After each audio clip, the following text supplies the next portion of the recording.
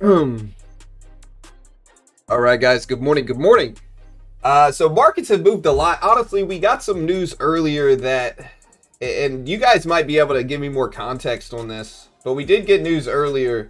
This was like in the middle of the night last night that reports indicate agreement to extend the 60-day period between Iran and the U.S. I didn't even know there was an agreement anymore, but that's some news that moved markets over like 15 minutes ago. The president also tweeted, and he's also speaking on Fox right now, I believe.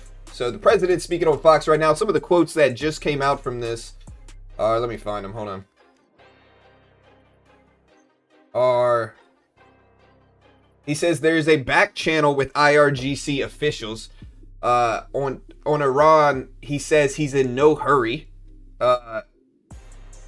Again, he says he's in no hurry. He did threaten to strike Oman if it gets in the way. And it just says gets in the way in quotes. And he went on to say more stuff.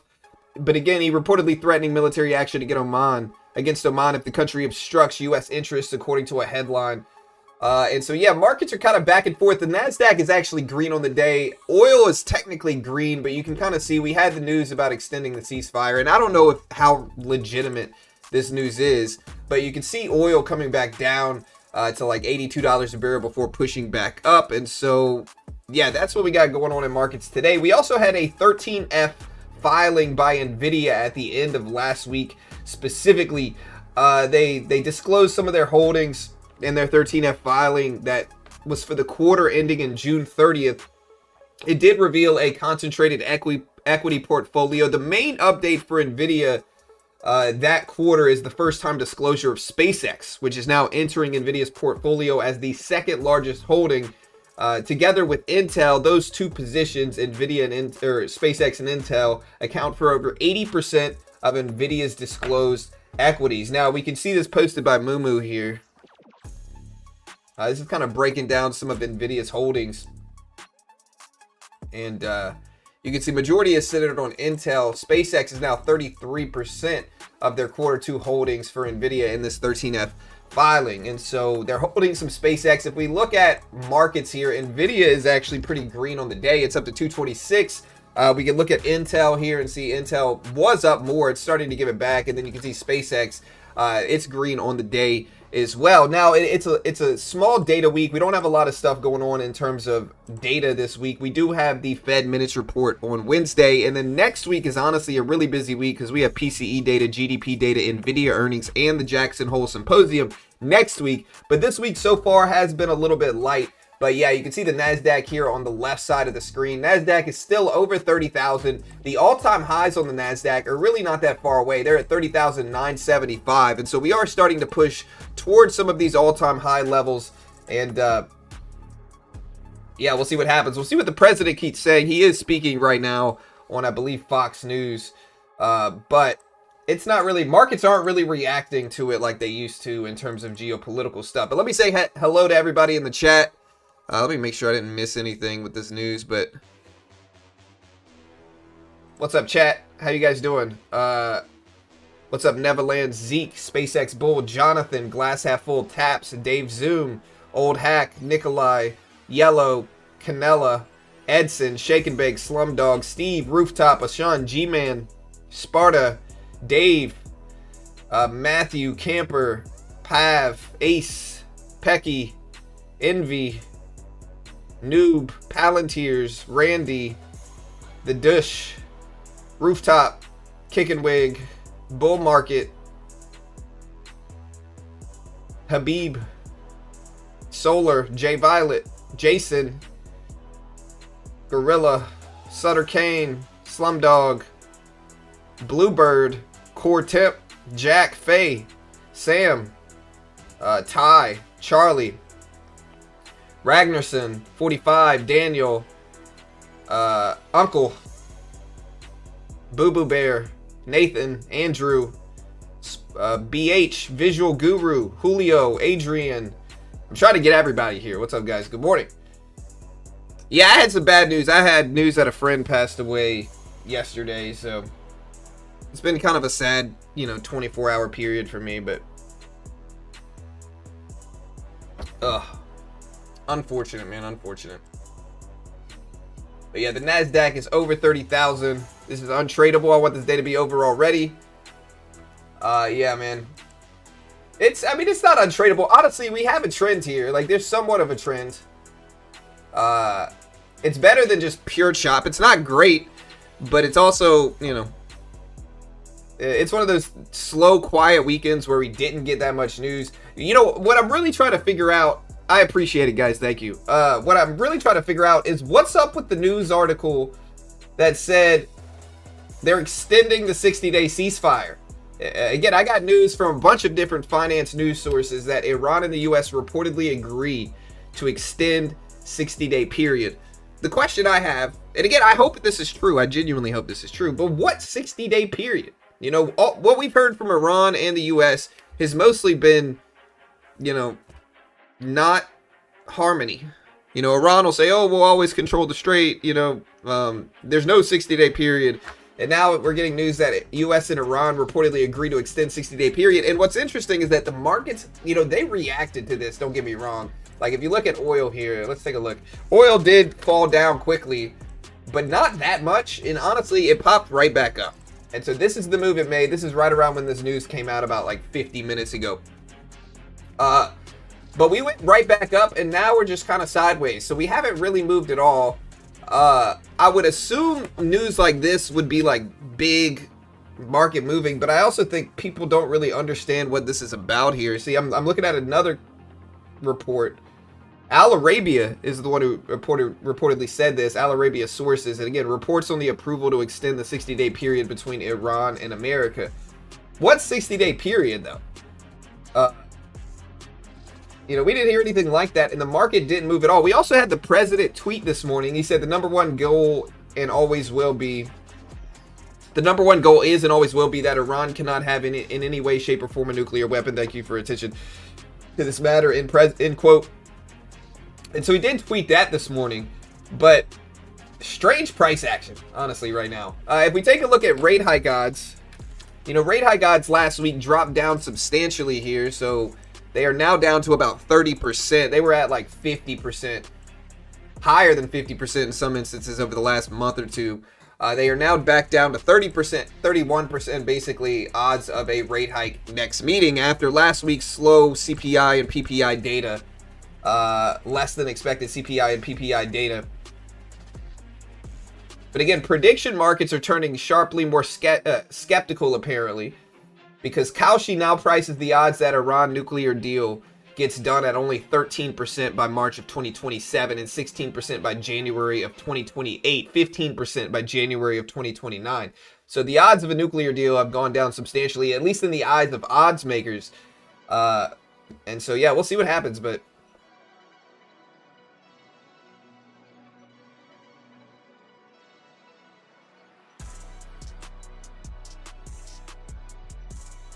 extend like the first ceasefire. Yeah,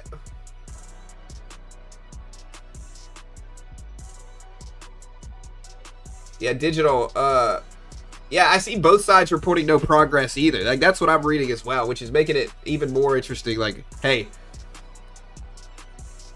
Taco just said now he will, it's the diplomatic version of a wash sale. Was that what led to the 6:30 a.m. volume spike? I think so, Faye. I think this is what happened here, is that reports of extending the ceasefire, the 60-day ceasefire. I thought that was dead, like over, though, which is really strange. We didn't really get more details. This is apparently from Al Arabia sources, so who knows if this is accurate or not.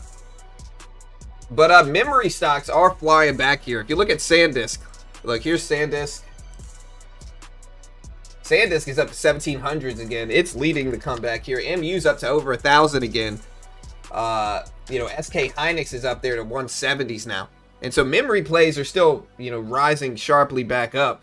You know, the big question is Michael Burry's positions here. I know he's probably underwater in a lot of these. I know he's underwater in Nvidia regarding Michael Burry, because Nvidia's back to 226s. I think he originally shorted this one at like 190s. He might have added more to it, but Nvidia's been going basically straight up here.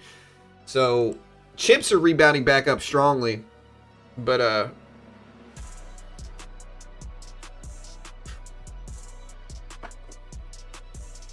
Yeah, memory's big. Yeah. Yeah, if we look at bond yields, I see somebody mentioning bond yields. We can look at 2-year treasuries. They're at 4.15% right now for 2-year. I mean, they're elevated for sure, but I mean, they were back on the 22nd of July. They were at 4.36% with the higher odds of a hike. Like, we had higher hike odds in July back here. And so I don't know if they're at their highest levels. What does he say? Yields. Let me find it. Bond yields are at their highest since 2008. I mean, it depends on where we're looking at it from. I mean, July we hit 4.36%. That's the highest we've been all year. And yeah, I mean, they are sitting around the highs. Like, look, here's 2008 right here. So I mean, they're close. They were for sure at like towards the end of July. We're right here right now, but we're still elevated. And even if you use the current level, I guess, we hadn't really been up here prior, aside from late July, since 2008 in yields. So, I mean, yeah, I mean, Middle Eastern conflict boosting the price of oil here. But oil is flat, basically. I mean, we didn't have any big geopolitical news over the weekend to move oil. So oil is kind of flat. So, yeah, we do have the Fed minutes Wednesday. That's true. Burry's going to have sleepless nights. These ships are each worth, yeah. I worry for Burry. I saw a thing that supposedly was talked about during a meeting about strategically deploying. No, that better not be true. Bull market is back. Honestly, memory is back, right? Like memory names, SK Hynix, Samsung, MU, Sandisk. Like these are all what's boosting markets back up here. And Nvidia is doing well also. And then again, we got the big 13F filing from Nvidia for Q2. They are holding a 47% position. Intel makes up 47% of their position. SpaceX makes up 33%. CoreWeave makes up almost 8%. And they have some other ones like Nebius, Nokia, S&PS, Coherent, and more in their list.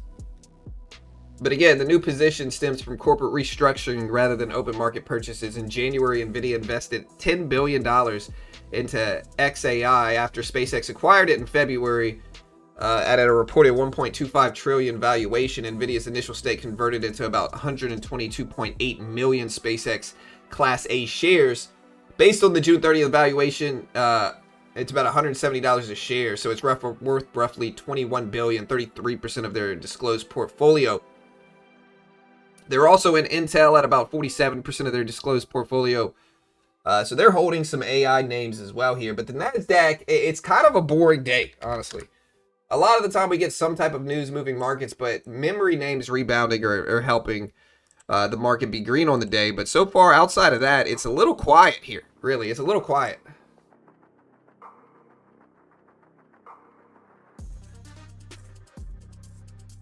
There's not too much tech. Yeah, software. That's not my position list for sure. Lululemon, Dollar Tree. I don't hate DraftKings though, but DraftKings has even lost some steam here. DraftKings was up to what, like $40? Yeah, $48 for DKNG. It's at 20s now, so DraftKings has lost some hype as well. So it's hot. Nvidia needs 250 per earnings. Yeah, and we're heading into Nvidia earnings. That's another thing I forgot about, not this week, but next week. Next week, we got Nvidia earnings. We got the Jackson Hole Symposium. We have GDP data, PCE data, and more. So next week's going to be a crazy week, honestly. We're going to have a lot of stuff going on next week. Yeah, that'll... I'm curious to see if we get kind of flat, boring price action this week, just based off of next week's being so crazy. We got a lot of stuff going on next week in that regard, but it's quiet right now in markets. You know, maybe we'll get some tweets, maybe we'll get some announcements, but yeah, it's pretty quiet right now. The president also said, just to clarify, he did another tweet yesterday afternoon. He said, based on my very good relationship with Kim Jong-un of North Korea, I am not happy with the fact that the U.S. has long ago agreed to participate in the joint military exercises with South Korea. These are not only costly, with much of these paid for by the U.S., but send a signal that is totally inappropriate and hostile to a country that, as long as the president has been unthreatening and respectful. Therefore, and based on the fact that it is too late to cancel, I have instructed Pete Hegseth to substantially reduce the joint military exercises. While somewhat unrelated, I recently asked the president of South Korea if they would like to join us in the denuclearization, and they said of Iran, and they said no thanks. So more tweets here, but again, the real story of the day, I think, if we're looking at markets objectively, is semis are up, Nvidia's up, memory is up. Here's Nvidia. So Nvidia finally starting to get a better look here on a weekly chart, but Nvidia's up to 226s right now. Again, MU was over 1,000. Sandisk is over 1,700s. They're starting to dip a little bit now. Spacex is actually green, but it's starting to give back some of its gains here as well. But yeah, a little quiet of a market today. Bank of America also said the trade is long gold. Bank of America strategist Michael Hartnett says gold remains the best hedge against dollar weakness, bond losses, and asset inflation. Gold funds attracted about $6.3 billion last week, the largest inflow since January of 2026. He said anything but the dollar strategy also favors emerging markets. It depends on what outlook you have here. I mean, the dollar might go up if we continue to stay in Iran. If we continue to stay in Iran, and yields stay high and oil stays high, the dollar will also stay high. If the Middle East conflict fizzles out and oil prices decrease, yeah,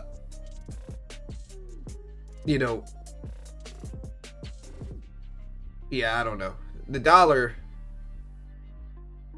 will probably slow down some, but gold still might do well though. Gold still might do well. I mean, if we leave Iran or we get some type of deal done or whatever, the dollar might not be as strong, but gold should still be strong, I think.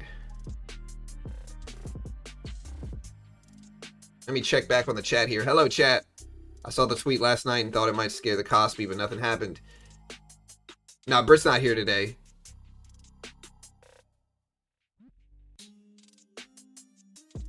Yeah, the Dixie, you can take a look at it this morning. It's under 100, so it's at 99.40s.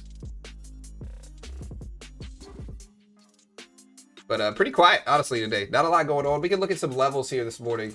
Here's the NASDAQ. I mean, I'm going to first look at some levels on the NASDAQ. I'm looking at 325. I think a lot of people are watching 325 here. It's acted as resistance. We popped over 325 a couple different times today and got up to like 30,343. But I still think you can see all the resistance levels short term right around the spot here. So markets are reacting to about 325 on the NASDAQ. I think if we're looking at like a bottom level, short term bottom level at least, we could probably look at, I don't know, 65s maybe right here. The volume weighted average price is sitting down there too. But this range is what I'm looking at today. We've been in this range since early this morning on the NASDAQ. If we take a look at gold, though, gold's still pretty elevated from all the things going on. Almost back up to 4,500, but I think $4,500 on gold is a level you probably want to watch just because it's a big whole dollar number. It's acted as resistance short term here as well at 4,500s, and every time we get up there, we can't quite make it over and hold before we push back down here. We got this really isolated bottom down here at 370 or so. So you can look at this bottom right here. It's also previous resistance up here at about 370. So 370 might be a level to watch on gold. $4,500 above us might be a level to watch on gold as well. But that's what I'm looking at. Let's see. But a lot of this is going to depend, like what the NASDAQ does today is going to depend on what semis do, what chips do.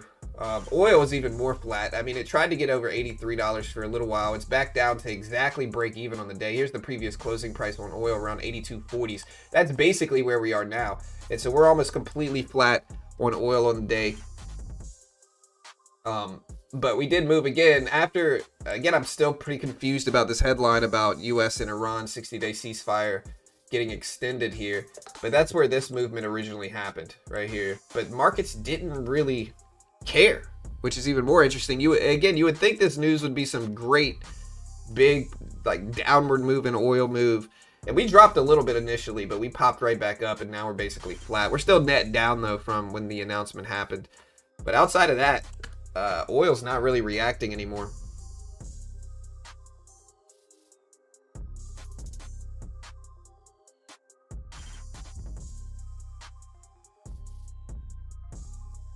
Most are up 50% in the past 2 weeks. Silver and gold miners are absolutely ripping again today. Hey, thank you, Arco, for the subscribe, my friend. Shout out to Arco for the sub. Thank you, brother. I appreciate it. And what do you guys think we're going to get today? Like green or red action? Honestly, we're up on the day. And again, if I guess my bias is bullish, I want to see. I mean, I think it could go either way, to be honest. I think we're up so much in memory, especially like Sandisk and others, that maybe we fill some of this gap today, or we can also just continue the run. I mean, it's been hard to bet against memory the last week. MU, Sandisk, SK Hynix, all doing really well the last week. Sandisk is probably the leader in all of this. And I think if we're watching MU, and you can use this to correlate it on like the NASDAQ strength as well, $1,000 is basically right where we're at now for MU, right around $1,000. Big whole dollar psychological level here. But yeah, we'll see what happens. S&P is a little bit more flat, but that's generally how it goes. But I'm also obviously watching NVIDIA today after that 13F filing showing they're holding a very large position in SpaceX. This was from their investment in XAI, which eventually was acquired by SpaceX. But SpaceX is under 140s now. So we're watching it, but no vaping after vacation. Honestly, bro, like I said, I got news a friend passed away yesterday. You know, rest in peace. I'm not going to be specific, but, you know, it's been kind of a sad 24 hours for me. So if I vape today, leave me alone. You know, just let me do it. Y'all aren't allowed to criticize me for vaping today. You know. Yeah, Nebius. We can look at Nebius.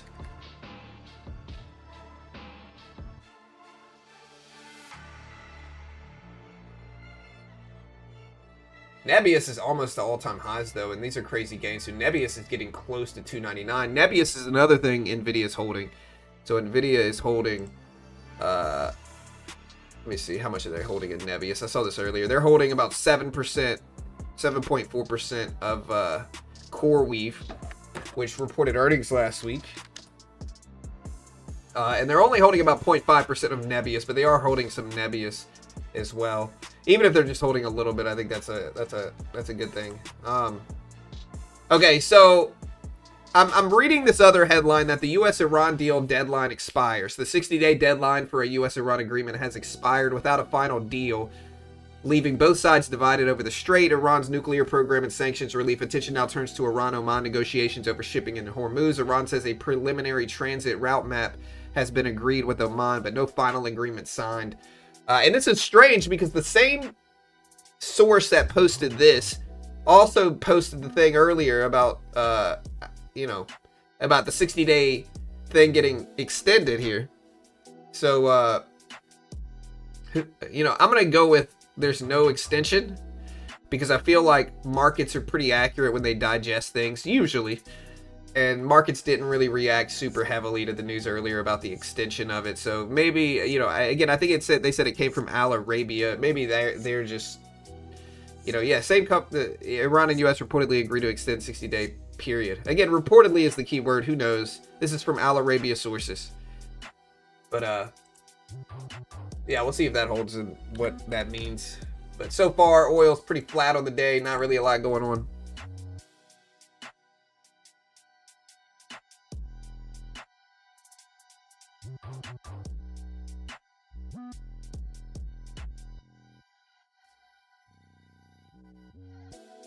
What time is it for you? It is 6:42 in the morning right now, but market time it's 7:42. So I'm at Central Time.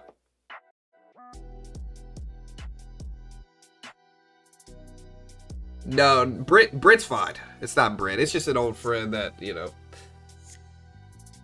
Yeah, I hadn't talked to in a few years, but he was like a core childhood or like teenage friend of mine. So, sucks. I should have reached out to him. I wish I would have reached out to him recently. You know, I feel a little guilty for it, but what can you do? You know.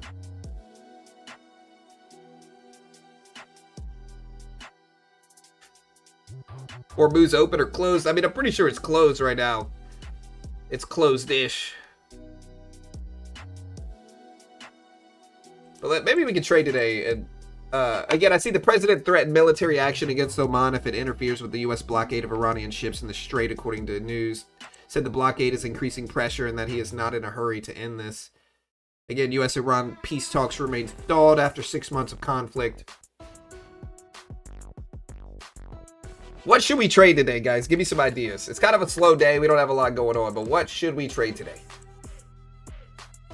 I don't know if I want to trade gold. I definitely don't know if I want to trade gold. And we lost money last week for sure. So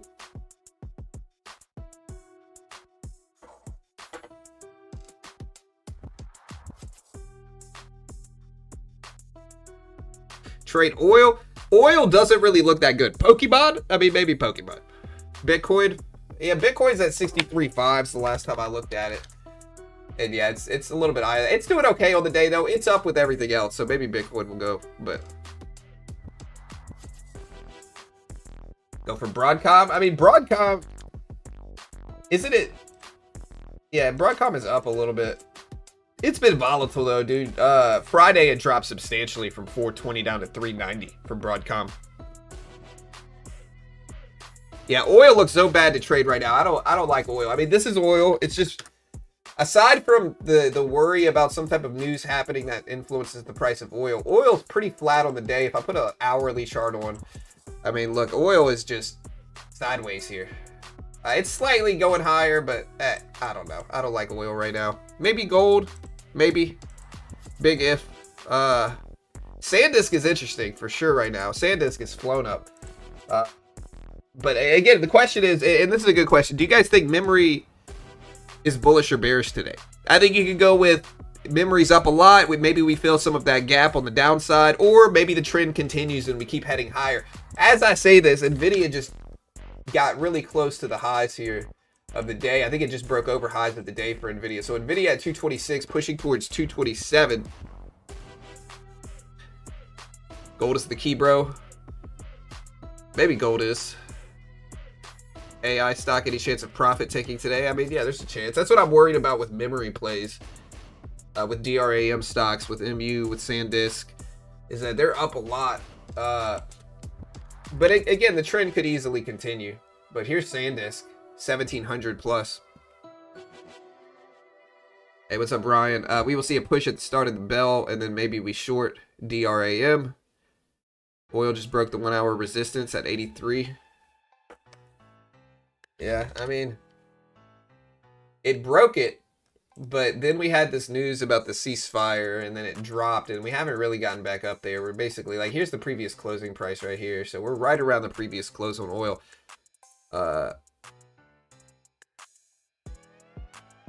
Yeah, what's up, Supreme?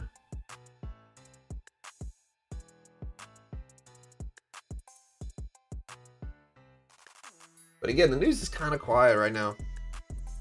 We got a lot of weird news. We got news that apparently from a bunch of different sources, we got news that the 60-day ceasefire deadline was extended. And then we got more news that it expired today. The 60-day deadline for U.S.-Iran agreement has expired without a final deal, leaving both sides divided over the strait. And so it's hard to tell what the truth is there, to be honest. We're watching gold and we're watching semis today, though. NVIDIA, MU, Sandisk, SK Hynix. They're all up a lot and they're pushing towards some of these highs. I mean, MU's still a ways away. MU highs in the peak of the memory run were over 1250s. So, I mean, we're still a long ways away from highs there. But over 1,000 is a win, I think. The president says Israel should not launch attacks on Gaza at this time. Iran must wave the white flag. Iranian side. Yeah.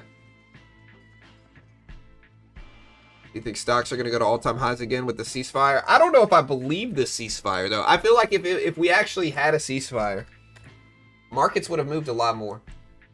I mean, this is what oil did on this news, right? But it didn't. This is not really a huge move. I mean, it's something, but we ended up coming up right back, and now we're basically just sideways. And so, honestly, what I realistically think this is,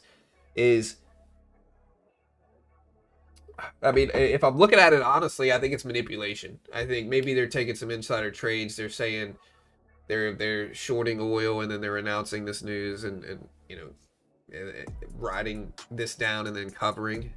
It could be possible. I don't know. This is all just speculation, all right? So take what I say with a grain of salt. But this is all just speculation. But I think it's possible for sure that they're just kind of taking a short position, putting that news out, letting oil drop real quick, covering, and then, you know.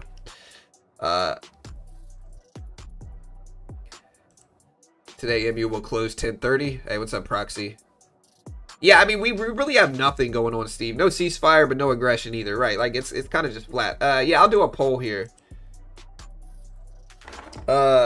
Do memory stocks pull back today, or continue their run?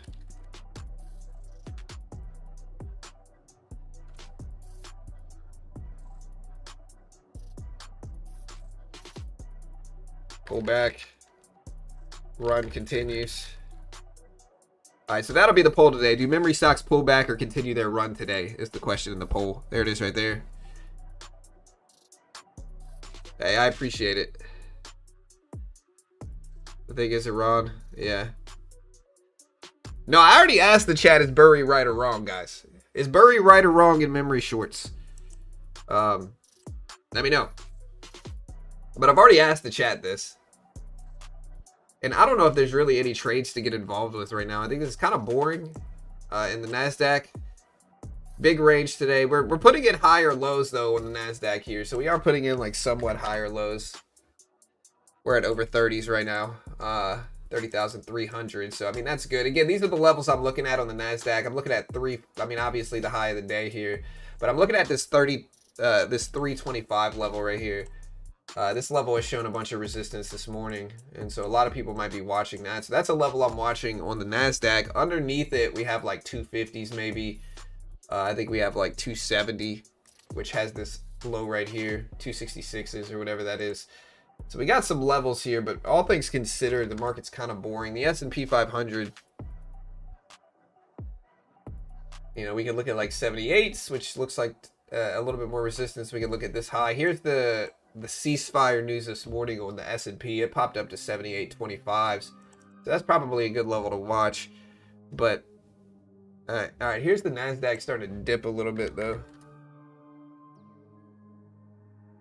See if the 200 exponential holds, but I just don't know if this is really good enough price action to trade.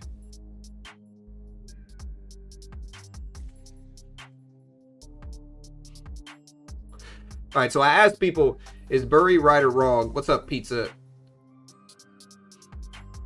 Let's see what people have got to say. Wrong. Burry is correct. Wrong to high demand and low forward PE. Wrong. Burry is wrong. Yeah, applied materials, Billy. Yeah, for sure. Oil at 82.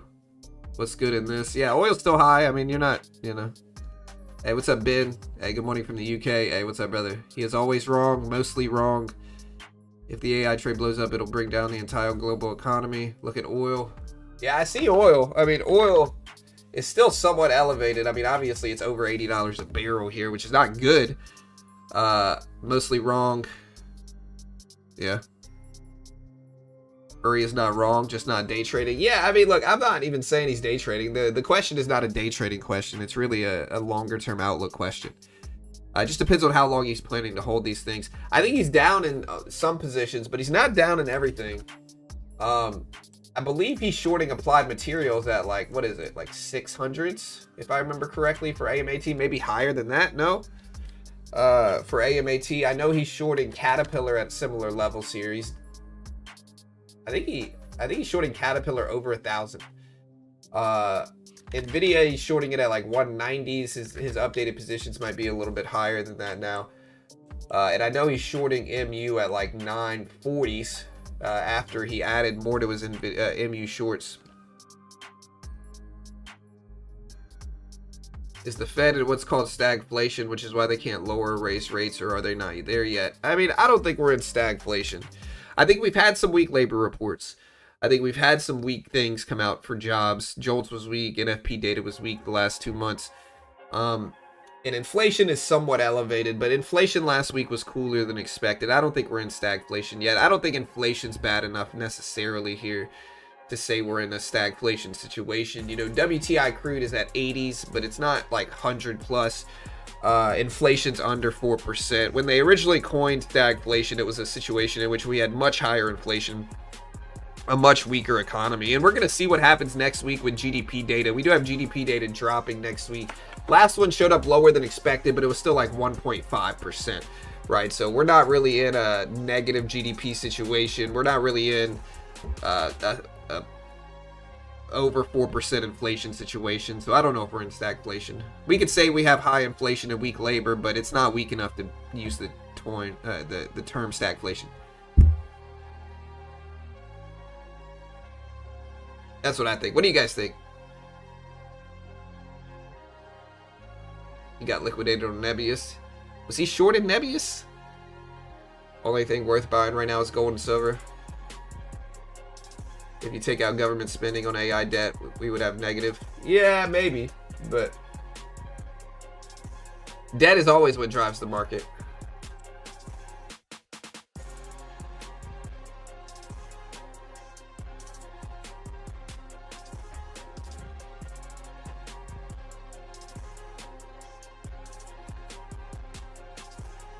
But again, news earlier that the president is threatening Oman over the Iran blockade. He threatened action against Oman if it interferes with U.S. blockade of ships. According to news, he said the blockade is increasing pressure on Iran and that he is not in a hurry to end this conflict. I'm trying to find some trades, but the market is so quiet today. Last week was more fun for sure.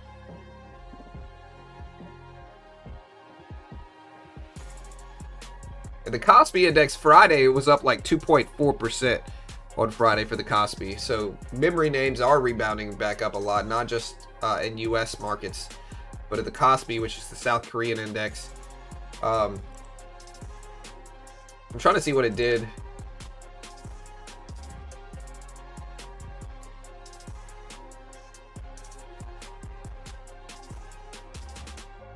I think it was up as well.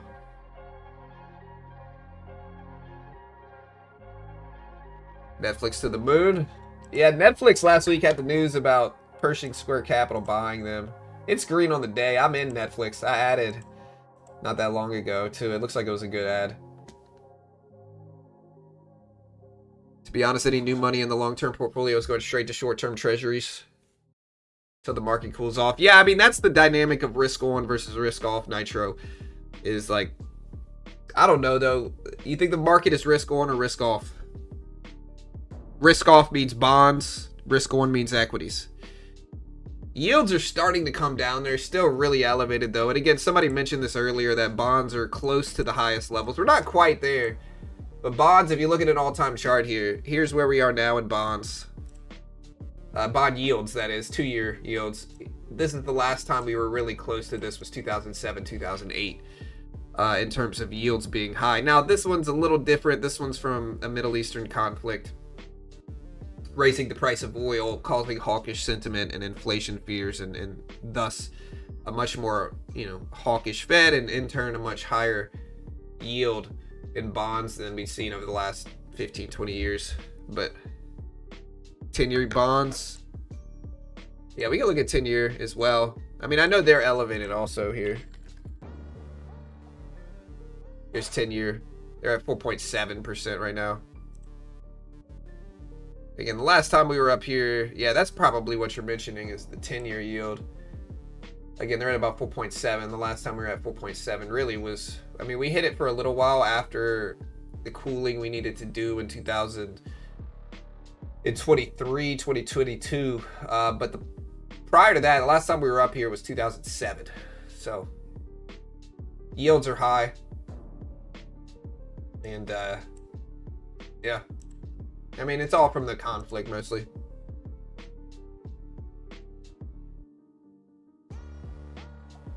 Got to pay that 100,000 Truth Social early post. I've said it once, I'll say it again. I'm not freaking paying that, dude. I'm not paying that. You don't need to pay it. I mean, you know, let the big hedge funds pay that and then just piggyback off of them.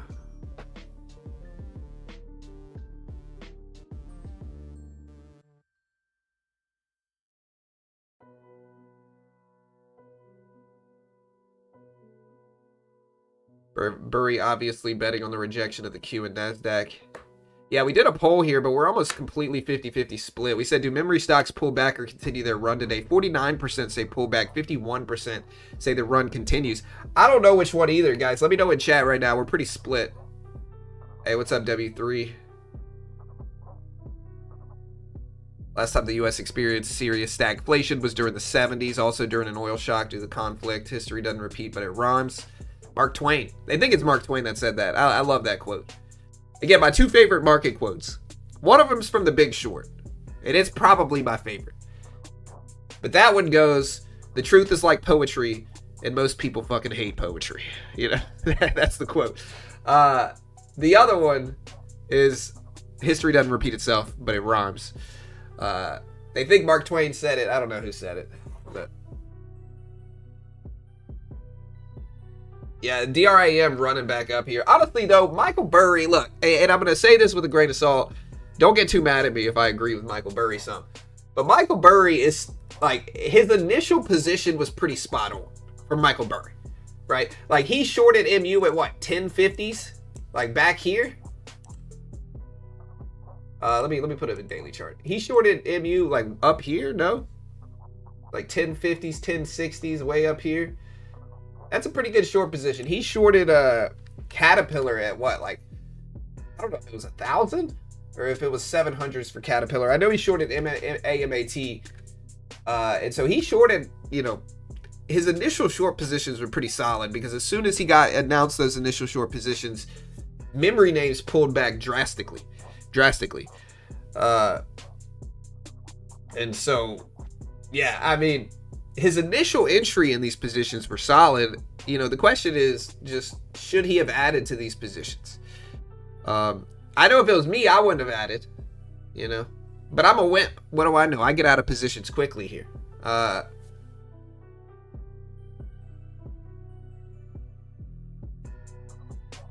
what's up, Fonz?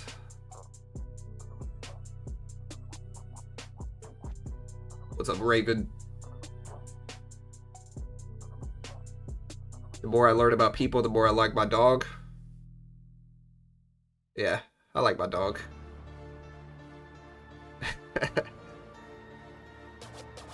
He should have made them swing trade instead of hoping for another 08. Yeah. I mean, that's what... I don't know, dude. He'll either come out looking like a genius, or he'll come out looking silly. Obviously. You know?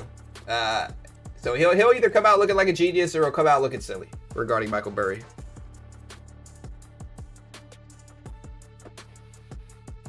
Broken clock shows right twice a day.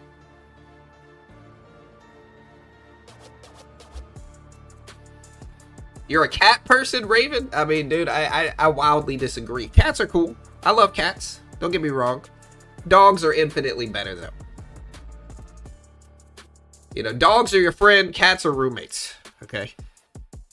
And I like a cat. Don't get me wrong. Cats are chill. When you got a cat that really rides with you, you know, those are great cats. But those are certainly not every cat.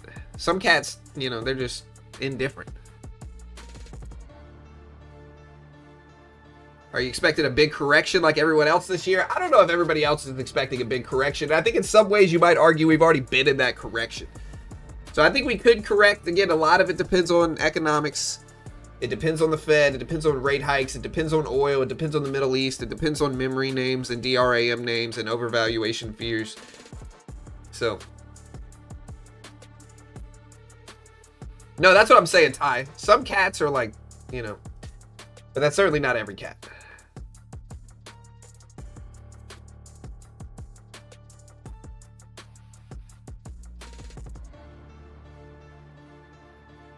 They want retailers to lose accounts by faster allowing the 2 hours prior to market open.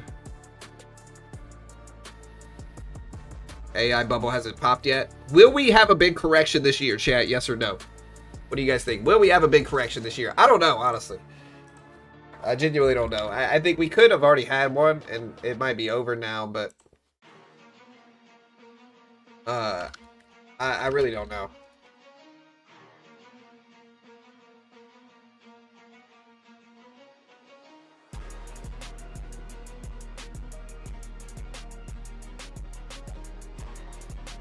Yeah, the question, I mean, with AMAT, we can look at software today. IBM is down. What's ServiceNow? Down. We can look at the NASDAQ starting to dip here. We're almost at the VWAP. I might take my first trade right now and just buy the VWAP here on the NQ. Just a small position here, but hey. Hold on, that's not a small pullback here. Hold on. I gotta buy this carefully if I do buy it, because that is not a small pullback. Hold on. Strategy says no Bitcoin purchases were made during August 10th. So Strategy sells 334 million, buys no Bitcoin. They sold 3.46 million shares, raising 334 million through its ATM program last week. They made no Bitcoin purchases. They kept holdings unchanged. Look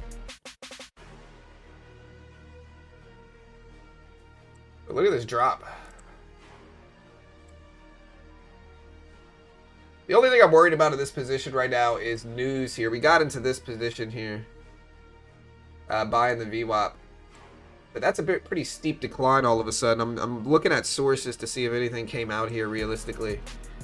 But I don't see anything yet. I see Strategy sold 337 million worth of Bitcoin.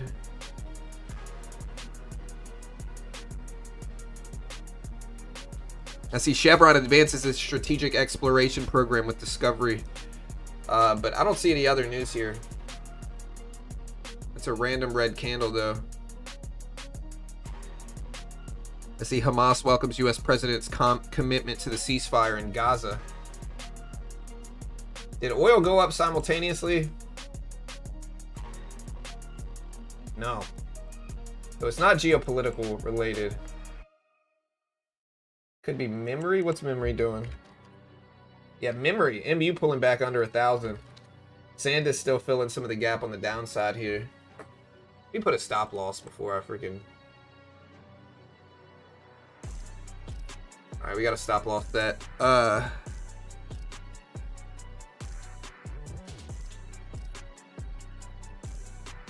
me check back on the chat. Correction isn't a bad thing. No, in the grand scheme of things, I'd rather correct than crash, of course. Usually August is a good month. The economy is starting to discover AI businesses that will replace people. This is a crash. What's up, Max? How you doing, brother? Yeah, I don't know what happened with this candle. I don't see any news. To me, honestly, oil actually went down a little bit, so it doesn't look like it's geopolitics. This looks mostly like, I don't know. To me, it looks mostly like memory names dipping down slightly here. Again, we're buying the VWAP right now, but it's pretty small. I just want to see if we rebound back up there, because I don't see any catalyst.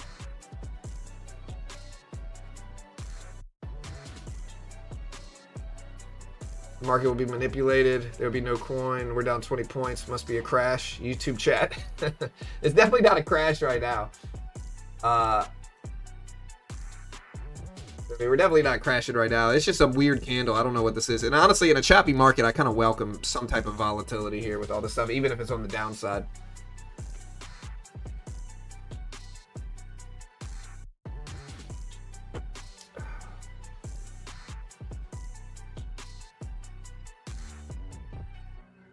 All right, so I see U.S. Navy awards Raytheon $22.9 billion contract to boost output. I'm wondering, like, let me see Bitcoin here. I see the strategy news, and it looks like markets reacted negatively to that. All right, we're going to take a little bit off here. We got the VWAP dip that's working out fairly well. I'm just going to start to take some profit here. I did not have a good week last week. I lost money last week. That's okay. But because of that, we're going to lock in profits when we get them here and just chill and wait and not take too much risk.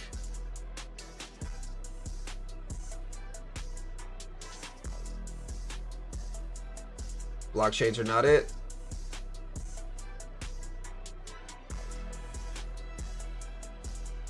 Maybe I should have held a little bit more in this, but I'm trying to hold up to this resistance right here, so I'll probably cut it here and just get out. A little scalp. We made a little bit under 100 bucks, but that's small. Adding more to my MU short. Do me a favor, bump the like button, guys, if you haven't already. Hit the subscribe button. We appreciate it.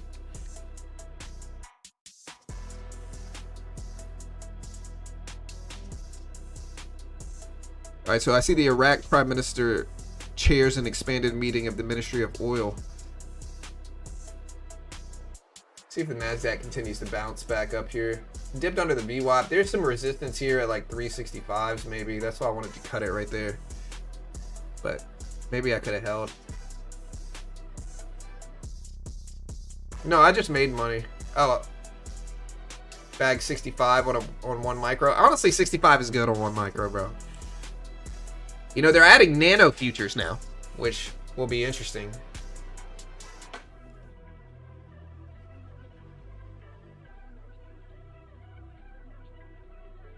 There's just a pop-up software to unload. Yeah, MU dipped. Part of this, I think, is just memory pulling back. Look, here's MU. It's starting to bounce back, though. And that VWAP level held really, really solid here. Look at the VWAP right now. So the VWAP dip buy that we got in held really nicely.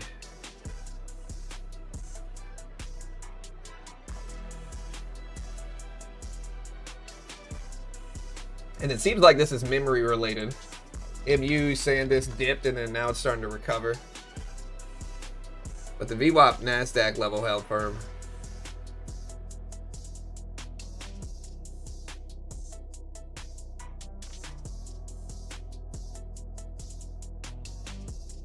So last week before this rally, some software started to rotate.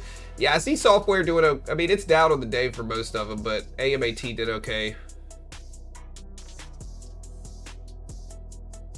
Yeah, I mean, I don't know if I'm going to use nano futures. I think micros are plenty small. I don't think you need smaller than micros. Are you guys going to trade nano futures? I just don't think you need to. Honestly, do you need smaller size than micro contracts? I don't think so. I don't know what the use case argument is for those. I mean, I guess having a smaller size option is never a bad thing, but it also could just be, you know, I guess it's not that bad. But again, Michael Saylor's strategy sold 337 million worth of MicroStrategy stock. No changes in Bitcoin holdings. Bought back 132 million worth of stretch. I think Bitcoin initially reacted, but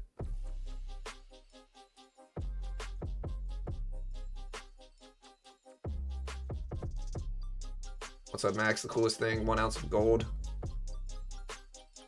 10th barrel of oil.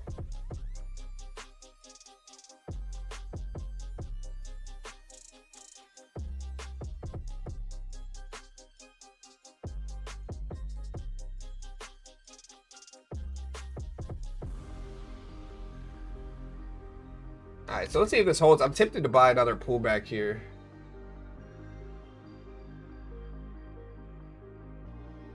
Like, I'm tempted to get into another dip. We'll see. When yields used to go this high, I remember market makers stepping back from market, but this is unbelievable to see it at all-time highs. Yeah, I see Alibaba's up today as well. If we look at Baba, let me get rid of the stop before it randomly fills me. I gotta do a... I was tempted to buy the dip at this little micro pullback, but I think it's too late now.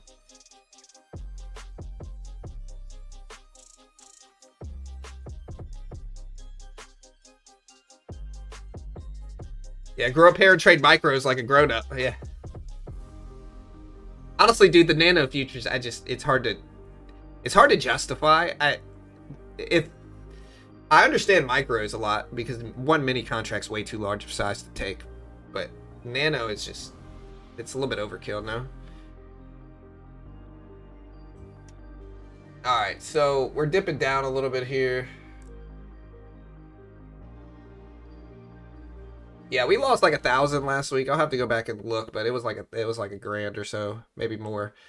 But that's after a week where we made like 5 or 6K. So you know, the week or two prior to that. So we're still up a lot. But yeah, we gave some back to the market. I see some people asking how much I lost last week.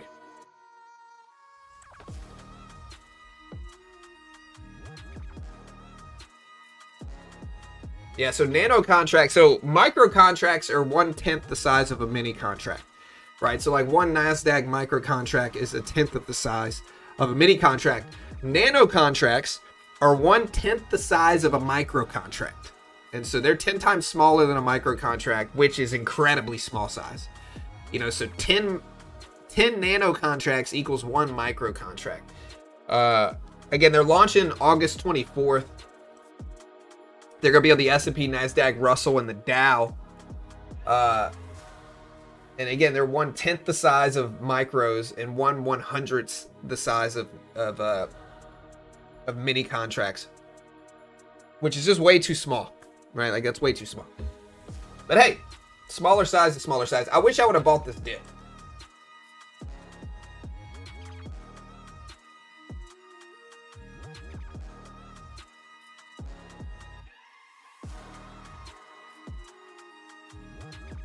I thought you said banana futures. Dude, I trade banana futures. I like bananas. Don't take that out of context. All right. More retail trading futures with their own money via platforms like Robinhood, Nanos for them. Yeah, that makes sense. Another advantage would be trading larger time frames with a smaller count. No, 100%. I think having smaller size is never a bad thing. You know? Like, having smaller size is never a bad thing. Too late, it's out of context. Clip it. Don't you dare. Alright, don't you dare even think about that. Alright. Let that go in one ear and out the other. Alright. Yeah, commissions, Champagne, are probably... That's what I'm wondering how much commissions are with nano contracts.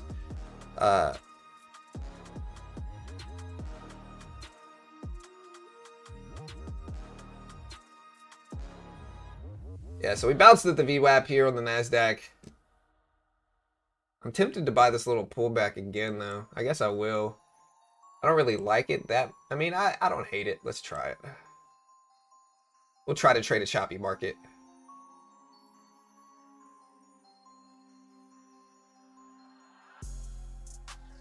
Put a stop loss in here. See if we head up some. John, when are we going to be rich? GD? It will get you swole. We still talking about bananas here?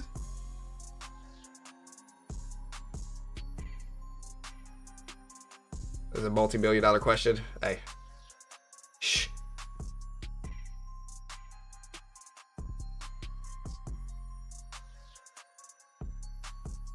All right. Yeah, no news.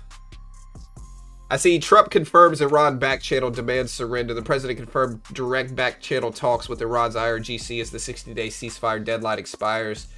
He said Iran should raise the white flag of surrender. He reiterated his core demand they can't obtain nuclear. Despite this, he said he has, quote, no time schedule and is, quote, not in a hurry, end quote. So... kind of a quiet morning outside of that. Memory names are still up, though. We're definitely watching memory names like Sandisk, SK Hynix.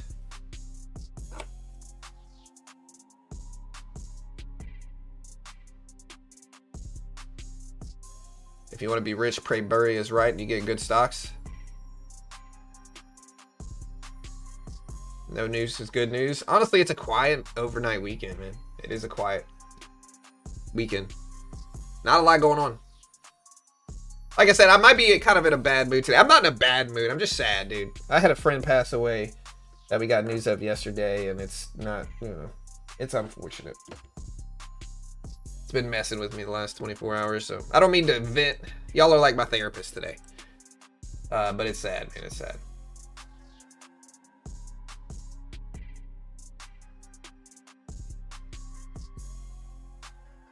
Yeah, I appreciate it, guys. Thank you. How's Meta?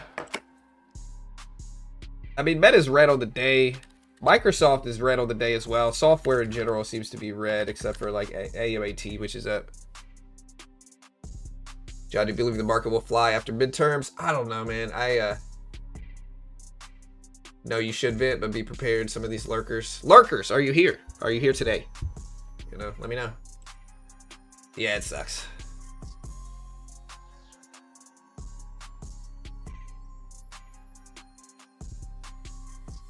Maybe I'll be green today, and it'll make me feel better. Not that much better, but, you know.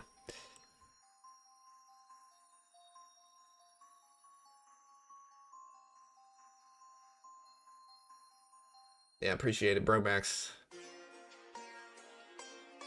All right, so I'm long in the NASDAQ. I don't hate this little dip. Hey, what's up, Goose? My guy. Hey, thank you, bro. Yeah, again, memory names are running. Semiconductor names are running. NVIDIA's up there. MU is up there. Sandisk is up there. MU is over 1,000 today. It's not Brit. Brit's fine. Yeah. But it was a childhood friend of Brit and mine. So.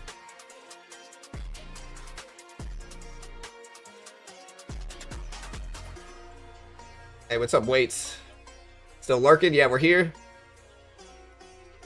My VIX call is working. So you're basically betting markets are going down? The VIX is up on the day. Why is the VIX up? Here's the VIX this morning. Remind me, I mean, I'm in this trade. I think I'm just going to let this sit for a second. I got a stop loss set. Yeah. Okay. Why is the VIX up today?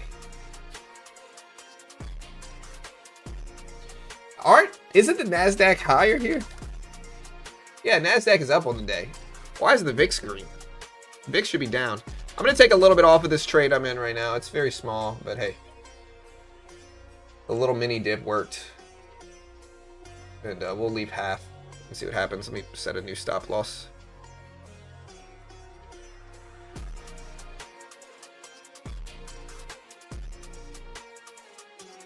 AMD dipping.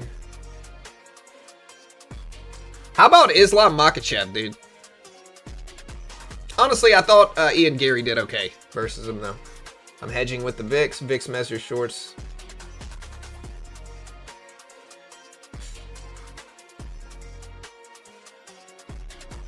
Maybe MOU expired today, hits the VIX is up. Yeah, I mean, again, we got some news all week that, like, one of the news releases that we got all week was that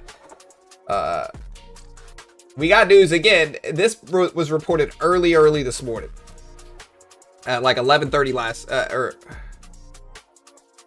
last night. Al Arabia said reports indicates agreement to extend the 60-day period between Iran and the U.S.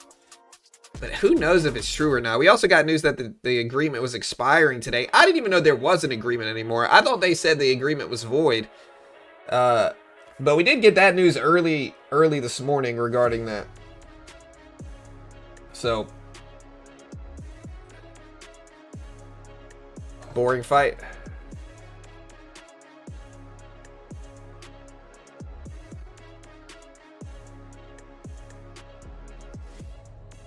VIX can be elevated, market can go up. Yeah, for sure. But we don't really have any volatility today is the strange thing. I mean, maybe memory. All right, so I'm still in this short. I covered half, and I'm break even on the rest so far.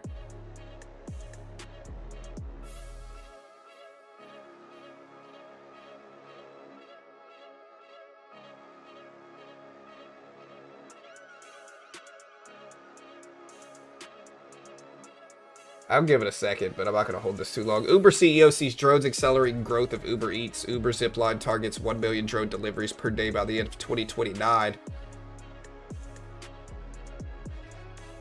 drone deliveries. I heard about this a lot the last like few years, but we haven't seen, like, I don't have many things getting delivered. I mean, I'm right by Houston, right? So like I get stuff delivered same day a lot of the time anyway. But it makes logical sense for the future of this to see drones start delivering things, but again, I just haven't seen them in my area yet. But again, Uber CEO sees drones accelerating the growth. They target 1 million drone deliveries per day by the end of 2029. He expects to deliver orders faster and over longer distances with drones. Very, very flat NASDAQ though here.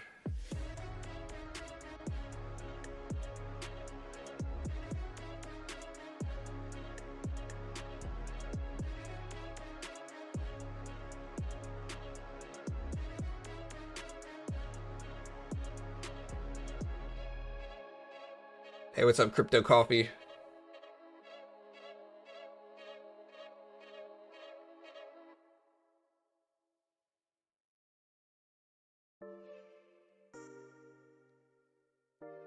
And the other news we got was regarding NVIDIA positions here.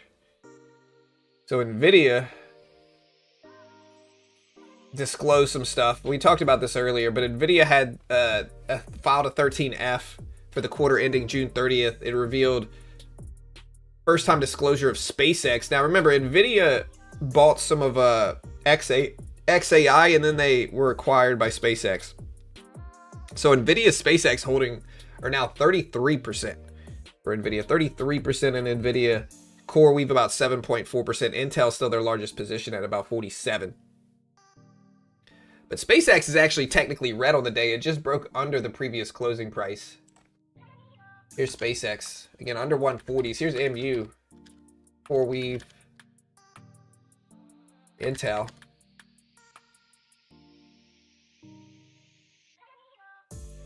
But I mean, look at the NASDAQ here today, guys. This is the last 10 minutes of the NASDAQ. This is terrible. I mean, I'm green, kind of. I mean, we already took some profit, but it's hard to make any money with this.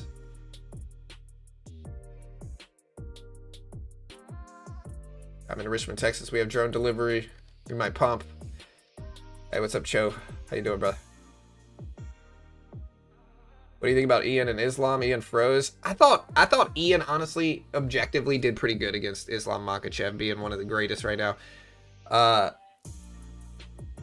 You know, but I think you can try to stop the takedown, but the takedown's freaking happening probably regardless. You know what I mean? Like, Makhachev has trained Sambo and takedowns and everything like that since he was a kid. And so it's very hard to take even like a year, 6 months, or whatever the camp was, 8 weeks, and stop those takedowns. All right, so Iran says a deal with Oman over shipping through the Strait of Hormuz is nearly final, according to Associated Press. So Iran says a deal with Oman over shipping through the Strait is nearly final. But we heard this 2 weeks ago as well. Oh my gosh, bro, dude. Good thing I had a stop set. Some type of news just dropped here. Look at this. Bro, I swear, I feel like this happens every day. I feel like this happens every day. Something just happened. Damn. All right, so I'm waiting to see if we get any other things, but this is some type of catalyst right now. Look at this drop. Where's oil? The VIX is jumping up.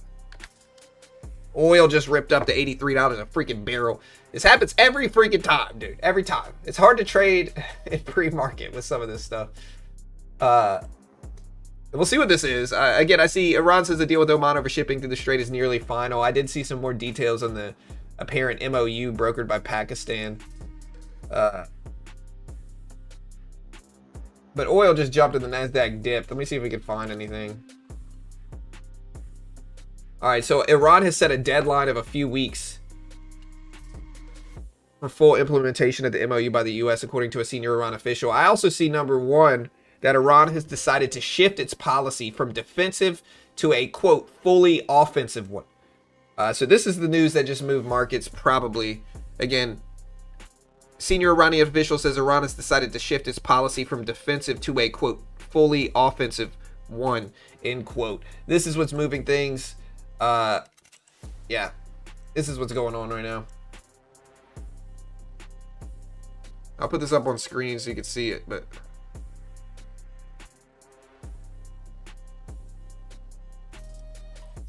this is the quote right here.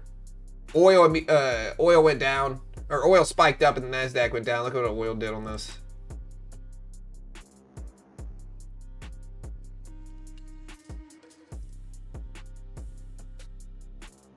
Yeah, so that is what just happened. Again, if you're just tuning in to catch the news, a senior Iranian official told Reuters that Iran has decided to shift its policy from defensive to a, quote, fully offensive one, end quote.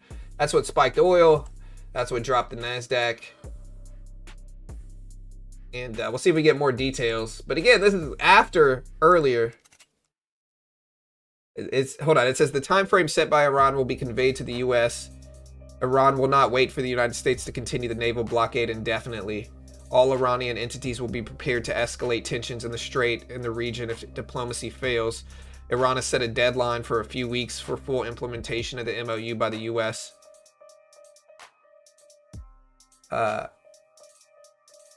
Again, all Iranian entities will be prepared to escalate tensions in Hormuz in the region if diplomacy fails. So let's see if the NASDAQ, at the very least, this is volatility. The VIX just jumped up to 15%.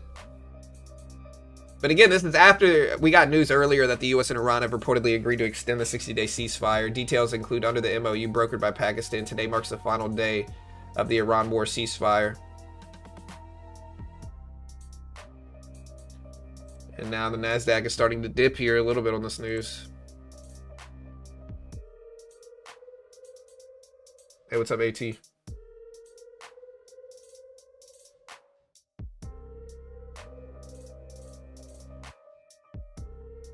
this spiked the oil, this dropped the NASDAQ. Yeah, I don't know if the algo... I mean, algos are probably what's picking this up, but... Again, if you're just tuning in, a senior Iranian official told Reuters that Iran has decided to shift its policy from defensive to a, quote, fully offensive one. Pressuring U.S. or relying on mediators to reach a lasting deal is not realistic, they said. Iran has set a deadline of a few weeks for full implementation of the MOU by the United States. Entities will be prepared to escalate tensions in the Strait and the region if diplomacy fails. They will not wait for the U.S. to continue the naval blockade indefinitely. So that is what just happened, pushing the NASDAQ down, pushing oil higher, which is interesting. It's surprising. Every time we get a big candle, views spike up a little bit. Shout out to you guys. Hello. I know y'all use me for news. You know, I feel like I'm holding y'all's purse. And that's okay. You know, I'll hold your purse. Guys that are just joining in. I understand, you know.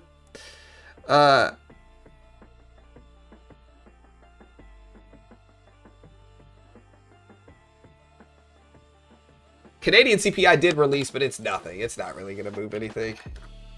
No offense to Canada. I like Canada. I like poutine, all right? You guys just going to the store, eh? But no, I like Canada, but their CPI report's not really market moving. But it came in a little bit higher than expected, though. Common CPI showed up at 2.7%. Month-over-month core showed up at 0.2%. Last time was 0.1%. Month-over-month headline Canadian CPI showed up at 0.5 versus 0.4.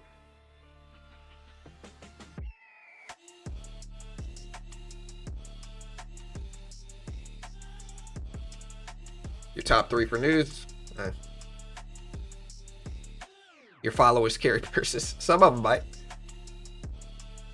I literally clicked on this channel only because of the drop and wanted to see the news. Well, you're welcome, Chris. News reported here. Top one. That's all right. All right, NASDAQ still red from this article here regarding Iran. Again, if you're just tuning in, who wears a fanny pack? Bro, I wear one. Anytime we go to Disney World, I look good in a fanny pack, you know? Some of them just hit, and, you know, they look great. I like a good fanny pack. Don't hate on fanny packs. All right.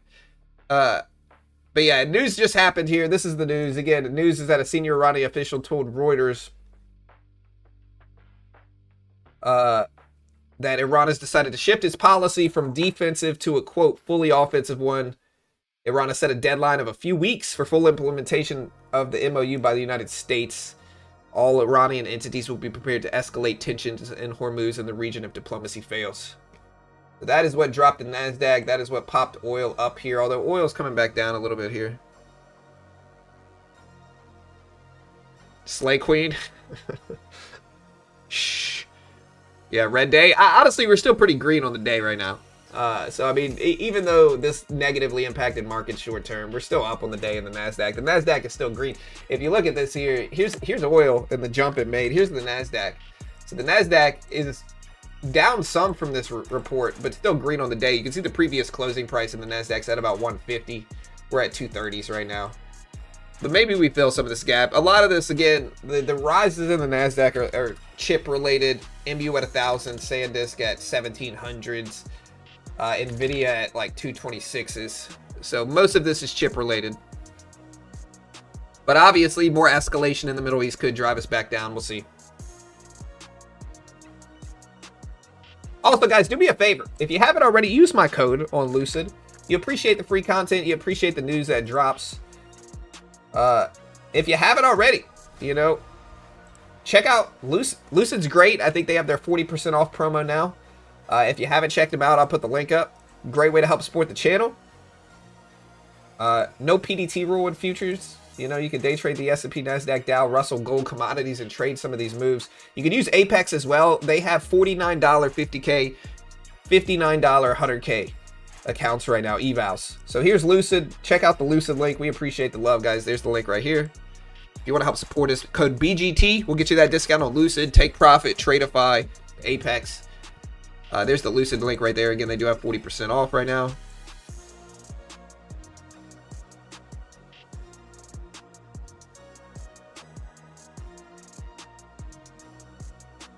NASDAQ still fading down a little bit here. I don't know if I want to buy the dip now. We're under the volume weighted average price, so I'm too worried we're going to just start filling some of this gap back down here.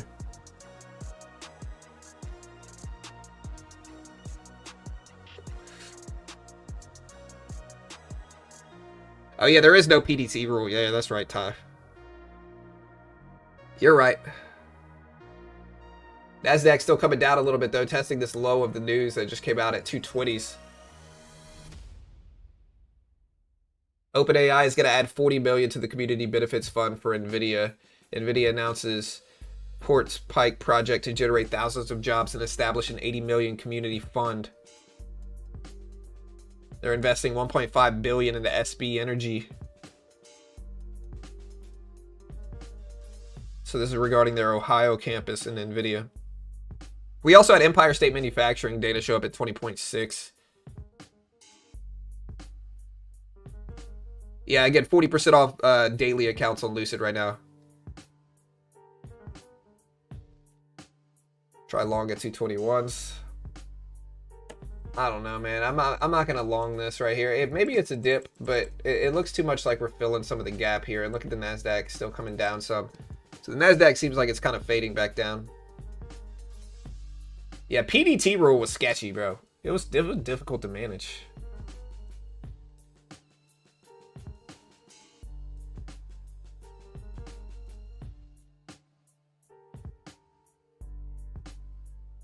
Yeah, I remember when I first got started day trading, it was not easy if you had like a small account. I had like 4 or 5K. I had to go all overseas. I didn't go overseas, but I had to use an overseas brokerage that didn't have the PDT rule, and it was sketchy. The whole thing was sketchy. I'm glad they got rid of it.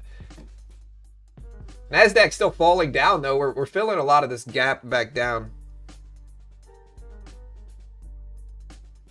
What do you think about gold? I think gold's interesting. But gold's starting to fade back down too. Look at gold futures here.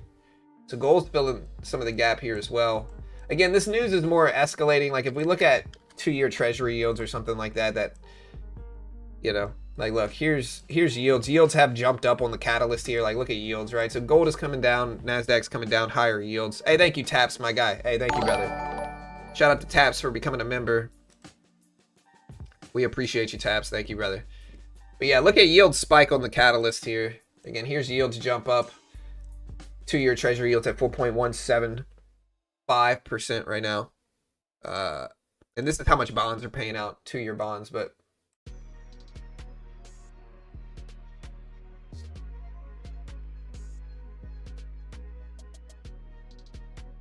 hey, what's up, Lion? How you doing, my friend? Well, to be fair, I'm not I'm not excusing anything, Lion, but it's kind of a boring day. Outside of this news that just happened, markets, like, did you see the NASDAQ prior to this news? It was boring. Yeah, Reuters putting out that article. I'm still watching. I'm curious to see if we're going to get more updates. Again, OpenAI says using models to help secure code. Tasnim says the IRGC will decisively crush any threats or aggression. But yeah, the news that we just got that's moving markets. And honestly, I kind of welcome it because, you know, it gives us some movement here.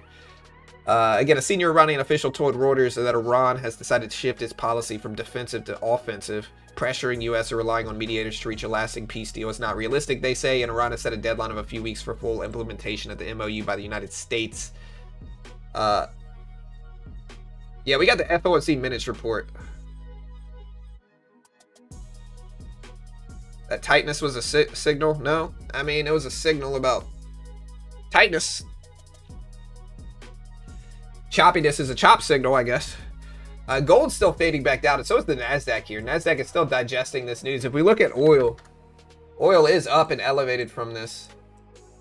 So here's oil. Here's where the news came out right here on oil, and now we're up to 82s, almost 83s.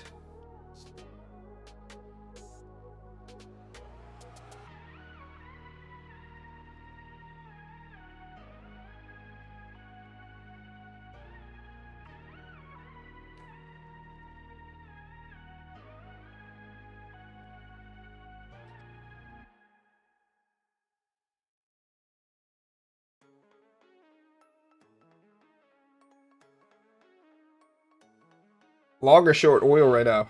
I'm sure most people are going to say long. The question is, do you think this is an overreaction in markets? I think as well.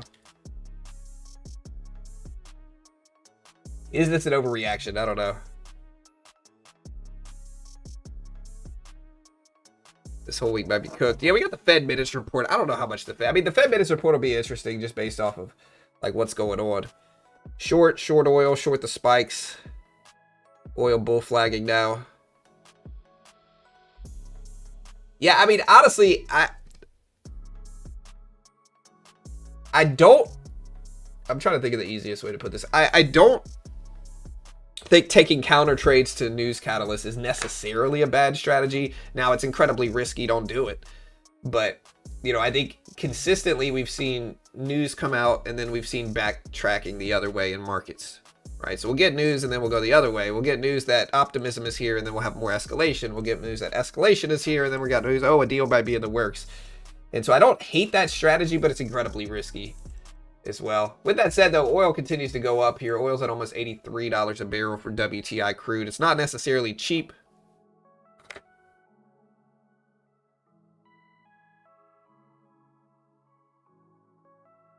Counter trade needs plenty of buffer. Yeah, 100%. I'm shorting gold right now. Honestly, gold is up a lot. There's the oil futures breaking $83 a barrel for WTI crude. So oil futures now over $83 a barrel. Here's gold. Gold's starting to fill some of the gap back down to the downside and still falling here as the NASDAQ. I'm assuming the NASDAQ is dropping with the oil move up here. Yeah, so the NASDAQ's still filling almost the entire gap here. At least it's something going on.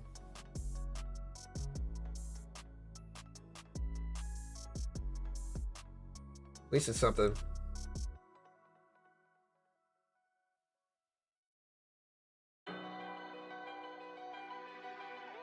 Oil going to 150s. No, it's not. Dude, it better freaking not. All right.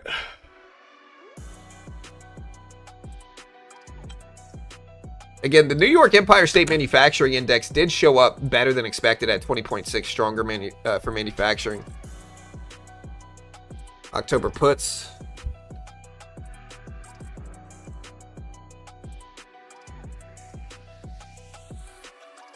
Yeah, Nasdaq's still falling here some.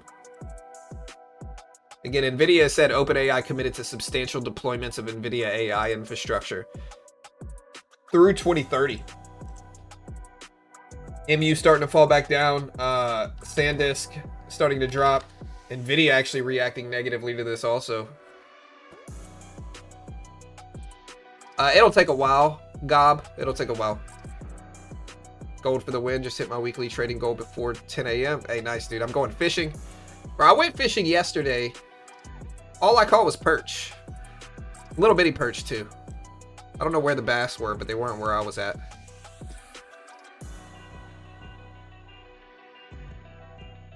NVIDIA down to 226. Nasdaq still under 30,200. Nasdaq's almost filling the entire gap back down here after this news.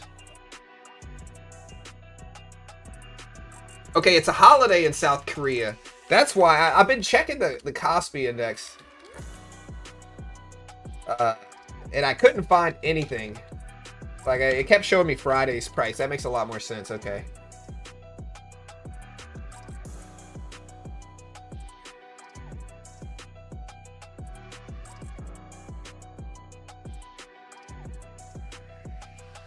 Okay.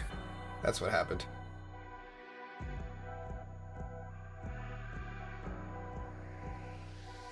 Bonds spiking up. Yeah, I mean, TLT bonds going down because yields are spiking up is what this is, right? TLT's drops. This is bond prices. Like, TLT is longer term bond prices.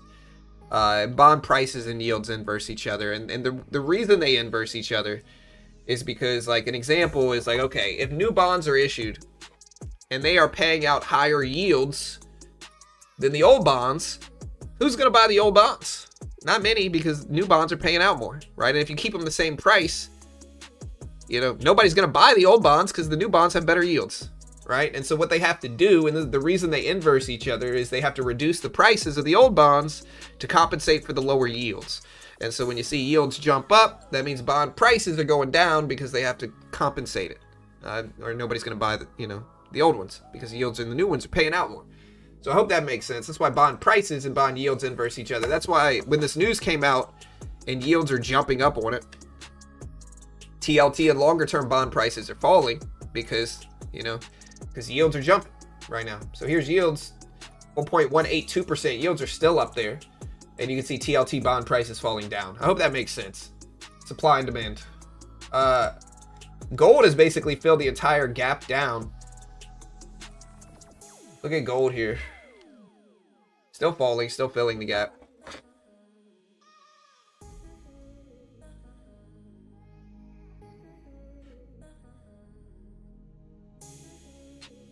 Yeah, Asian low just got swept. Depends on what we're talking about, but here's the NASDAQ. NASDAQ down to 185s.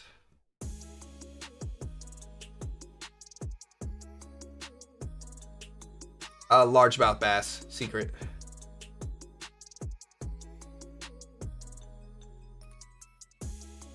Yeah, just know, somebody, like, I was rewatching a stream, and I saw a bunch of people that I didn't see originally, so I don't know if I can see all the chat sometimes. Yeah, NASDAQ filled the whole gap. Again, this is mostly on news that a senior Iranian official told Reuters that Iran has decided to shift policy from defensive to a fully offensive one. That is what originally pushed oil up. That's what pushed the NASDAQ down.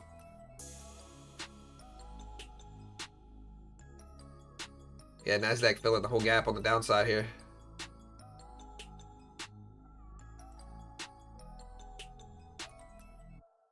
Most likely another red day or chop until FOMC minutes. Yeah, we got the Fed minutes Wednesday. We'll see what that looks like. I mean, it might cause volatility, it might not. The bigger catalyst this week, again, we haven't really talked about it a lot, but the bigger catalyst is absolutely the larger catalyst here is the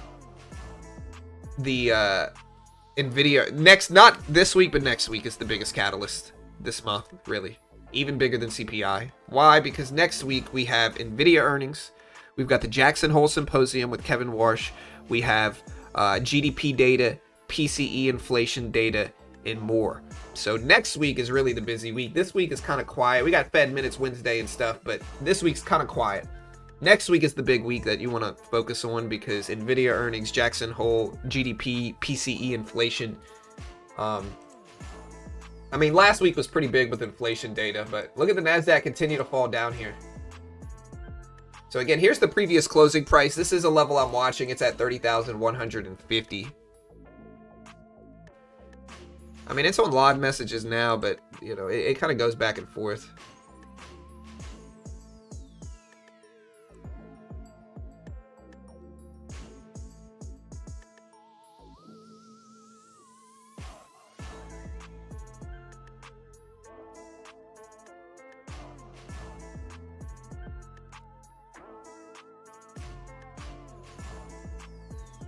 Again, Iran did say earlier on some de-escalating things that Iran says an agreement with Oman on shipping through the strait is nearly finalized. The framework could reopen the strait, ships entering near Iran and exiting near Oman's side, reportedly without fees or tolls during an interim period. The final joint statement is still being negotiated.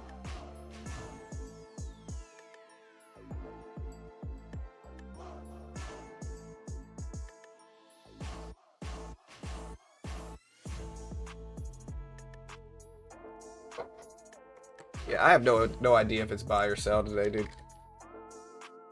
Right now it's looking sell, but we basically filled the whole gap with the NASDAQ, so unless we're going to go red, we might rebound back up. I don't know. So much about no news. Yeah, I mean, like I said, I kind of welcome it today, though. Just because, like, I welcome it because prior to this, it was really, really boring, and at the very least, we got something moving markets. Gold's filled the whole gap. It's now red. Or it's now slightly green, but basically flat. No deal, though. Am I the only one that likes choppy markets? It depends on how choppy. If it's too choppy, I don't like it at all. If it's just a little bit choppy, I think that's fine. If it's too choppy, you know. Again, I don't like it at all. Could be a liquidity grab. Yeah, I mean, here's the previous close. That's what I'm looking at right now. Again, here's gold. Gold's basically filled the gap as well. Here's oil. Oil's heading up towards highs of the day. All right, so we did get a report just now that says the Iranian Foreign Ministry says that the Islamabad agreement has not collapsed and the possibility of returning to it remains. This should be optimistic, but again, the news that we just got, Iranian Foreign Minister says the Islamabad agreement has not collapsed and the possibility of returning to it remains, according to Al Arabia.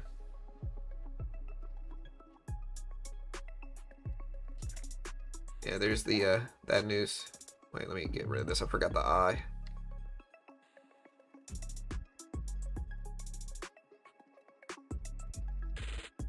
There we go. I don't like whipsaws at all. We're in a demand zone. Yeah, oil's still popping higher here. Yeah, possibility keep right there. Hey, what's up, Jack?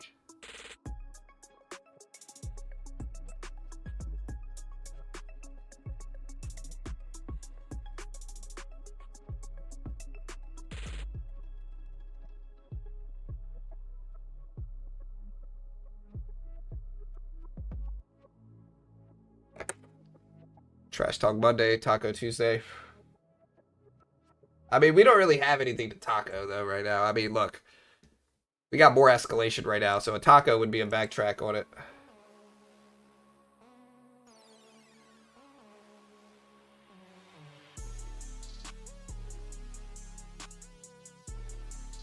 I don't know what I want to do here. I mean, we've already had this big move from the catalyst that just came out, and now we're just kind of sideways again here. Let's see, 1, 2, 3, 4, 5, 6, 7, 8, 9 sideways minutes in the NASDAQ. Not really good trading today, but the NASDAQ's starting to head up. Also, if you haven't already, join our Discord. Our Discord's completely free, doesn't cost anything. You can hang out with us after the stream. We usually post a morning market brief every morning, so if you want to help support us, join our Discord. There's the link right there. Check it out. NASDAQ's starting to climb back up a little bit. Still looks like a short, though. What do you guys think? Long or short here?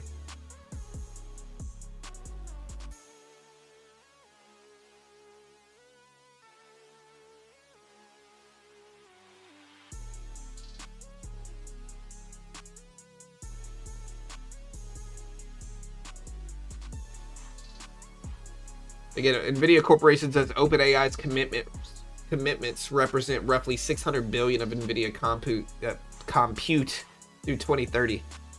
Flat, long, this is the bottom. Not having anything to talk about is bullish. Long, this is the bottom. Short, nothing yet till we retest 30,230s.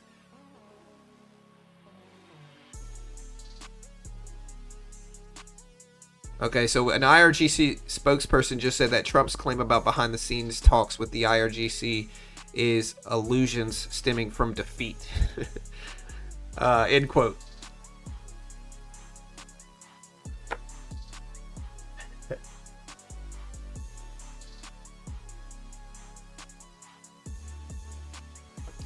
I'm not saying I agree or disagree. I'm just saying it's funny. It's a funny statement.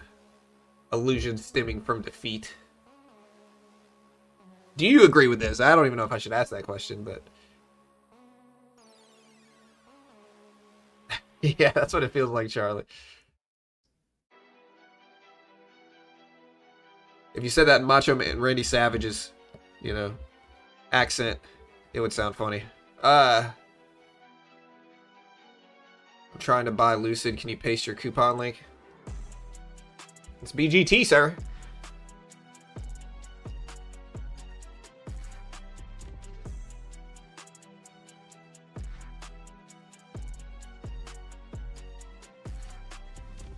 I think LSU will have a good football team this year with Lane Kiffin and Ogeron. Yeah, I think we will. This show has a relaxing effect on me while I'm in the office. It's alright. I mean, that's what we were going for here. Look, we're going to start doing yoga pretty soon. Right now. Alright. Be ready. John's Yoga. It's going to be a segment of the stream from now on.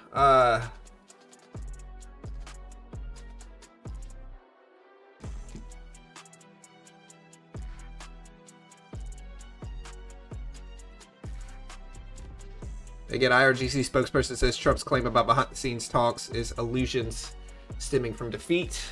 Is the latest thing we show. Aside from the news right here, where a senior official told Reuters Iran has decided to shift policy from defensive to fully offensive one. That's the biggest story today. That's what moved the markets the most. That's what pushed us out of the sideways range. That's what spiked oil. What's the stuff with Daniels at LSU? Yeah, I mean, Jaden Daniels doesn't want LSU to use his likeness anymore, specifically because LSU didn't retire his number. I think they should have retired his number, to be honest. I mean, he won the Heisman. He's only one out of a couple people that have done that for LSU. They retired Burry's number. I mean, Burry won, or not Burry, Burrow. Sorry. They retired Burrow's number, but Burrow won the national championship. Jaden didn't, you know. But I don't know. I'm kind of in the middle with it. I think they probably could have retired his number. But at the same time, you can't retire everybody's number. You'll have no numbers after a certain point. So, hey, later, Leah. Have a good day.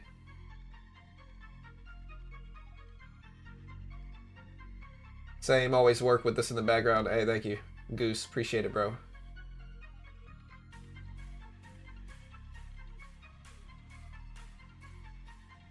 All right, we're almost to 9 o'clock. Let's see what 9 o'clock brings. Maybe 9 a.m. will help the market a little bit. We'll see.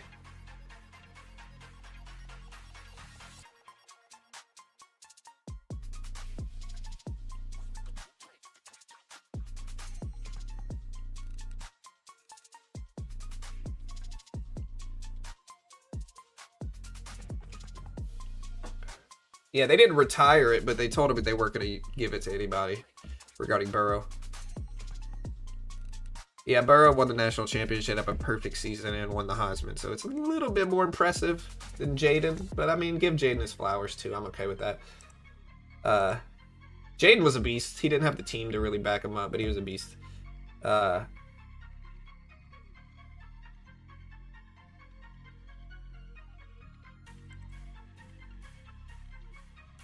All right, so we're starting to rebound. Again, I don't know whether this is a long or short right here. I'm tempted to short this bounce.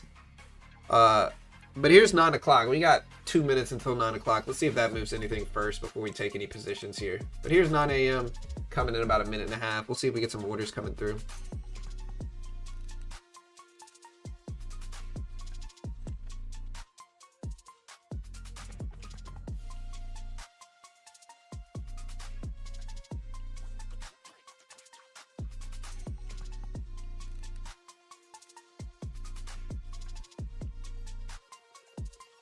So 9 o'clock is in about a minute.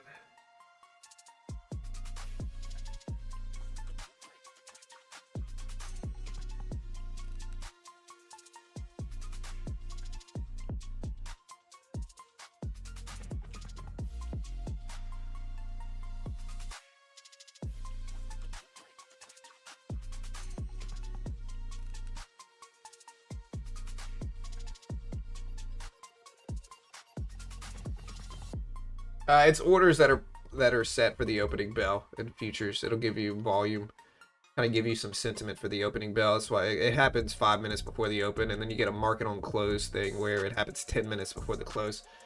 So here's 9 o'clock in about 20 seconds. Let's see if we get some volume from this here. We'll see. I'm not taking anything, Troy. I'm just kind of sitting tight here. I don't really, it's been hard to trade. I got stopped out on that big freaking news candle earlier. I mean, B10 Matt, I'm not going into that at all, bro. That conversation, We're media trained over here, dude. We're not getting into that conversation, B10 Matt. I'm sorry, dude.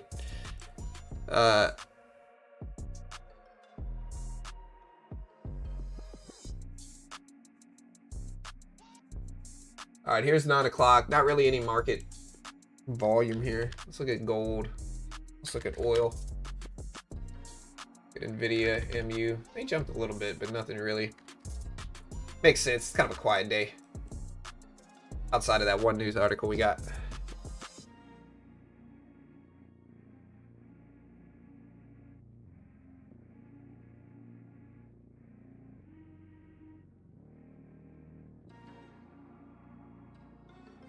Yields are still pushing up, though. They settled a little bit, though. They were at 4.18. They're at 4.175 right now for 2-year yields. Nasdaq's starting to climb up a little bit, though. Maybe I'll short. I don't know. We're now down very slightly on the day, but basically flat.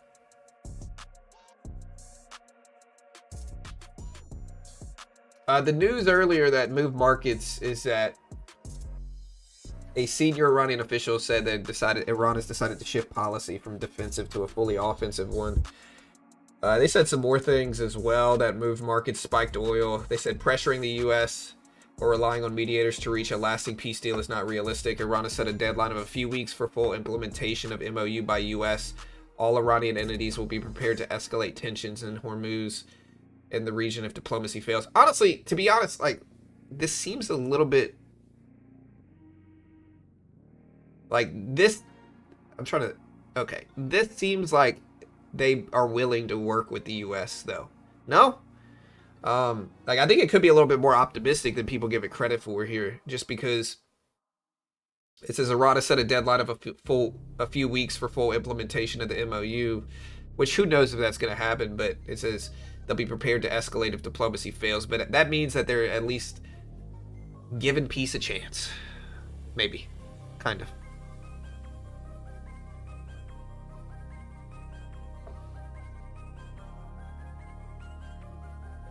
Yeah, you're probably right, Sam, realistically. Do not short. Earnings are over. Dumpage into Christmas. John, it was the Canadian inflation rate today. The Canadian inflation rate showed up a little bit higher than expected. That's not what did this, though. Again, this Canadian inflation data showing up slightly higher is not really going to dump the NASDAQ like that. Not really. This is mostly driven by, again, this is specifically driven by when this news came out. The news came out right here. The Canadian inflation data came out at 8:30 right here, right? So, sure, it looks correlated, but when you understand, the news came out about 5 minutes before that. Here's the start of this, and then we've been trickling down ever since. right? So this is from that report. Oil spiked is how you know it was not the Canadian inflation data. Oil jumped up simultaneously, which means it's geopolitically related. Yeah, I don't know if it helped. I don't think the Canadian data helped it necessarily, but I don't think it dropped markets like this.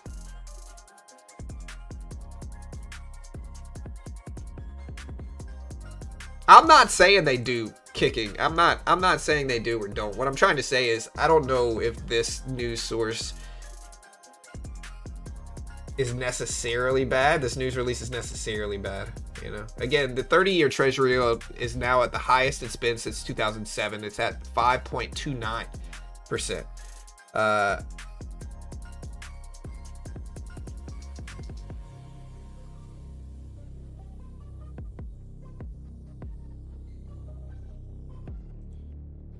I mean, it can affect the U.S. market if it shows up like wildly over or under, but it didn't really do that.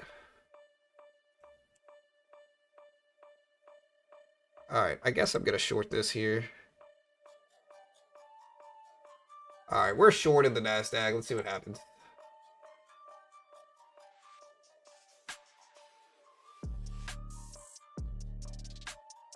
Set a stop loss.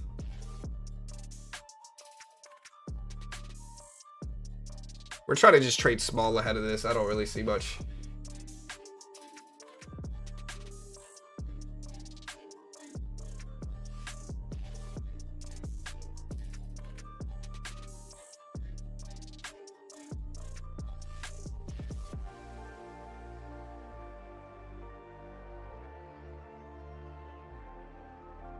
Morning just started your show last week. Great show. Hey, thank you, Patrick. I appreciate you, dude. Thank you, man.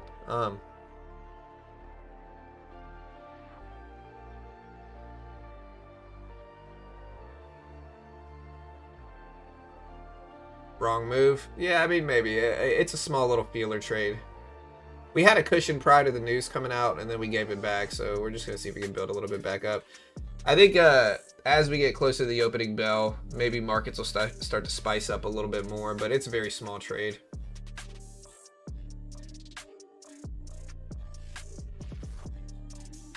I've only seen the Canadian data affect Forex a bit. An unexpected rate increases. Yeah, I mean, that makes sense.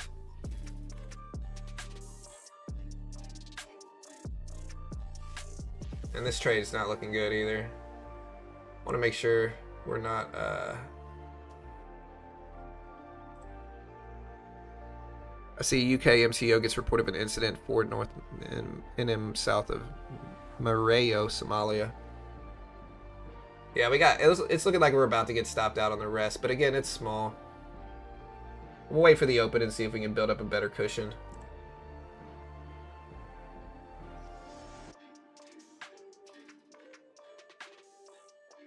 Goldman Sachs says the S&P 500 revenues grew 6.4% year over year, excluding energy, the fastest pace in 5 years. Big tech led the growth. Median S&P revenue excluded tech rose just 3%. Corporate earnings jumped nearly 50% year over year, driven by tech firms making up private investments.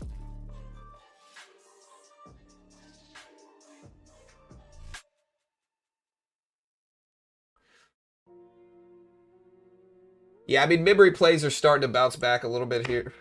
Nvidia bouncing back to 227, Sandisk back up to over 1700s, MU right around 1000. Gold's still fading though, but we'll give it a second.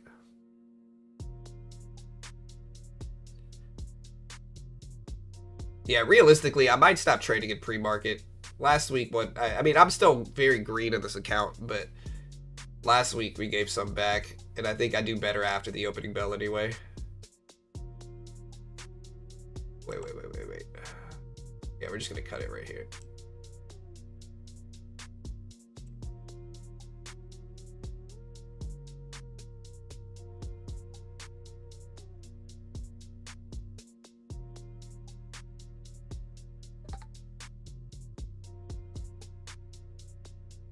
I don't know. We might see some volatility up at the opening bell. Sometimes over the last few weeks, we've seen movements that were really choppy in pre-market, and then at the opening bell, we get more volatile price action, more movement. Maybe we'll get that today. Yeah, I mean, just the biggest trades I've gotten in, the worst trades I've gotten in have mostly been stop outs from news, right? So I'll get in NASDAQ and then we'll have some catalyst and then it'll tank market, stop me out. And then sometimes we go back up the other way. This has happened numerous different times over the past, like, 6 months, really, I guess.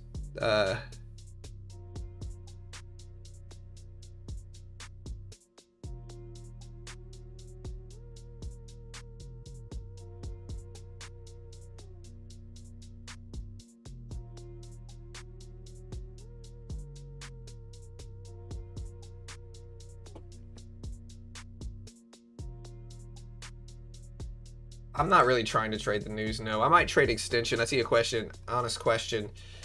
When you do day trade, are you basically trading the news? Most of the time, no. The only way I'll trade news is, like, I might trade what I consider discrepancies. Meaning, like, news comes out, it seems like we overreact in a specific direction in oil or the NASDAQ or something like that. And so I'll take the other direction and see if we feel some of the gap back down. Like, that's the only way I really trade news. Outside of that, it's not like I'm jumping in and out around news releases. At least that's not what I'm trying to go for here. Most of the time, I'll look for an overreaction in anything. Like, one of my favorite trading strategies that's made a bunch of money over the last few years is waiting for companies to report earnings and then counter trading overreactions in earnings. Especially weak earnings, right? Because I think there's a little bit more edge on the long side. And so what I'll do is I'll look for a company to report and just get absolutely hammered from what most people would consider all things relatively good earnings reports, right? But they just get hammered back down. And so I'll swing trade it. I'll buy the dip with small size, maybe add more, and then just sit on it. And even if it doesn't work out long or short term, if it's a good company, which is usually what I'm going for, I can generally hold it long term and be fine. Now, I think that dynamic is a little bit different right now with the Middle Eastern conflict because markets move so much based off of that right now, especially over the last few months.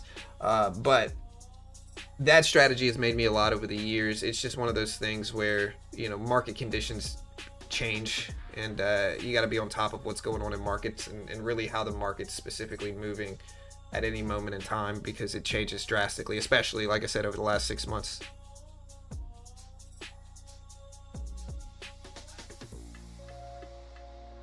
What's a good example of the Fed acting like they're going to raise rates and not doing it? I don't know if the Fed acts like they're going to raise rates. Like, I would argue the last Fed meeting, they didn't act like they were going to raise rates. Markets just, again, it was a discrepancy. Markets overpriced in hike odds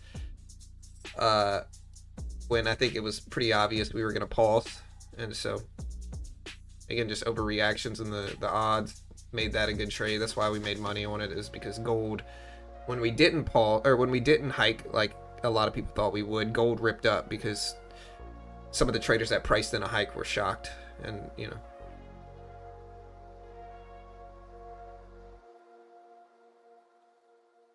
remember the CrowdStrike bug that caused the stock to tank? Yeah, stuff like that. Like, you can find overreactions in markets because markets are emotional, and I think those are the easiest trades to make money in. Not even day trading. You can day trade them, but swing trading, really easy to make money in those type of things. And so you just gotta spot discrepancies. And really, I think the odds makers like Polymarket and stuff like that are going to continue to grow so heavily based off of traders trying to do that on those sites.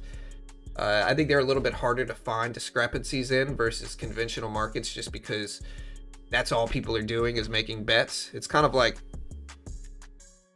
sports bettors, right? Like, you got all these people that want to be sports gurus, like betting on sports and all this nonsense. The reality of it is, a lot of the time, the odds makers in those are freaking mathematicians. You're not going to beat them almost ever. And if you do, they're going to kick you out the platform anyway. Like, if you have a consistent edge, most of the time they don't let you stay on the platforms anyway. And people people love sports so much that they want to believe that, like, you can have, unless you live in Vegas, and you can go direct to some of them, it's so difficult to beat the odds makers. The odds makers have priced it incredibly efficiently. And so, you're probably not beating them. Not with any long-term consistent edge.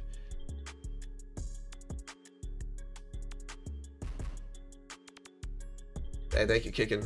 You don't want to go long John? I'm kind of Long John Silver. I'm just kind of neutral here right now. I think this level could be resistance, but we have a slow, steady move up, and we're heading towards the opening bell, so I really don't know. I have volume profile right here, and we watch it. I mean, we can see the POC right here. We're starting to get past it. 225 looks interesting, and we got some room up to like maybe 270, but we're in a downward trend. I'm just trying not to trade against the trend. Sandisk is interesting for sure, just because yeah, now with AI, it's probably even worse, Charlie, realistically, regarding sports betting. But again, people love sports so much, they want to believe. Like, they want to believe you can do it. They want to believe you can earn a living, and that's what the gurus capitalize on, is they just sell picks to the people that want to believe. That's how it goes.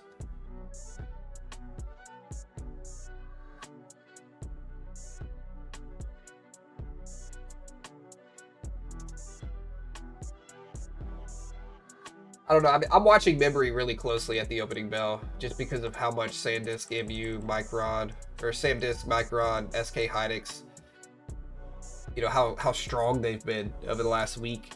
And so those are really one of the stories in markets. I'll watch NVIDIA as well, but you know, if you watch SK Hynix, MU, Sandisk, as well as NVIDIA, you'll if you watch them all together, you'll be able to see usually where the NASDAQ is going in recent markets, just because markets are so focused on chips and memory and DRAM.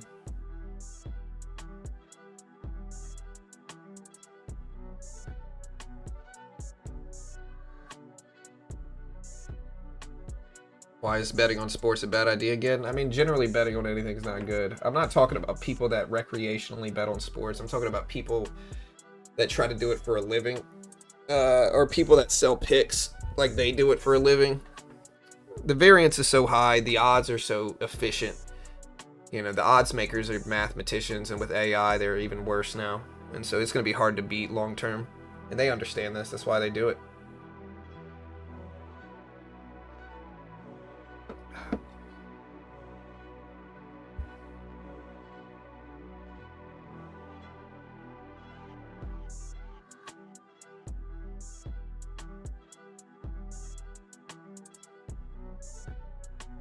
All right, gold's still falling. Look at gold here. So gold is still dipping. Look at gold. Maybe heading lower.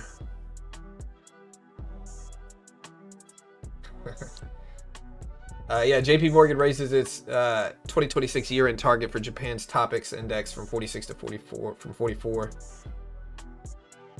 OpenAI did say that Port's Pike project is expected to create 35,000 construction jobs during a 6-year build-out through 2032 and 2,500 long-term operating jobs.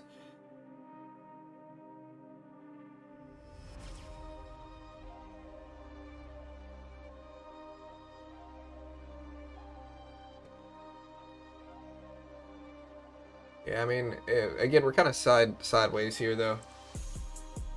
Let's see what the market on open data brings.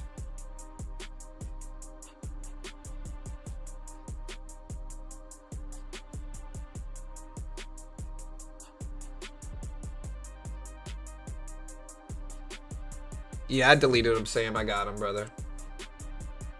That's how it goes. Discord, there's just so many bots that target it.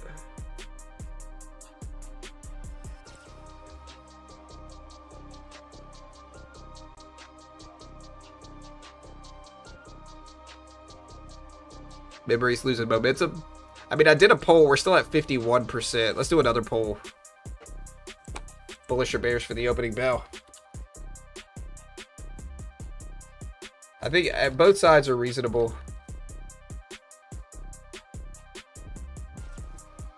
Yeah, I think both sides are fairly reasonable. And I saw some posts. I didn't do my morning market brief this morning. Like I said, man, I had a friend pass away that I found out about yesterday, and it's, you know, it's been kind of a sad 24-hour period, so I'm just, you know, taking it easy the last day. Bro, I am bearish. That's always bear. 55% bulls so far, 47% bears.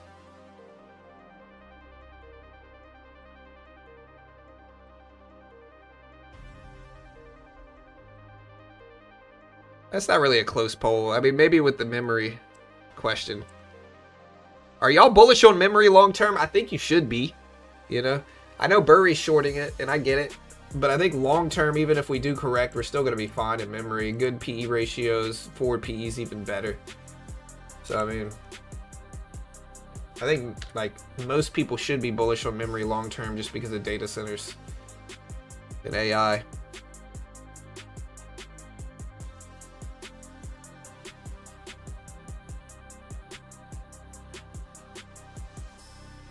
Ooh.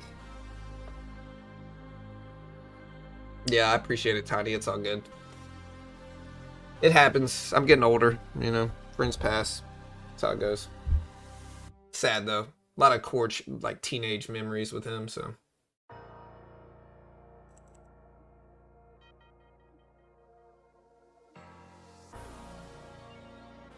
Mag 7 by Uber. I like Uber as a company. I think, you know, they're up to almost 80, though. I remember when Uber was 30 or 40. They haven't made the gains. Like, the problem with companies like Uber is all the attention is mostly on, like, AI, data centers, hyperscalers, memory, you know, like, chips. And so attention just gets pushed away. Like, the gains on Uber don't compare to some of the gains in AI. And, like, that's the big, like, I think that's kind of hurting some of these other companies in terms of interest.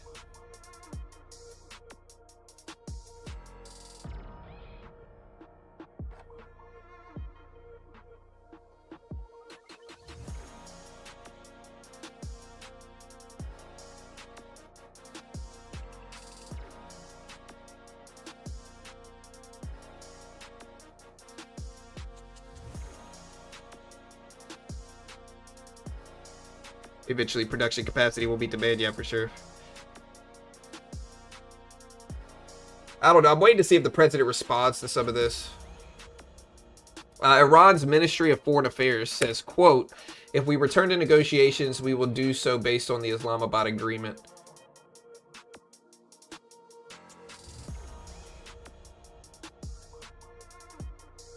All right, guys. So the market on open data is in about 4 minutes.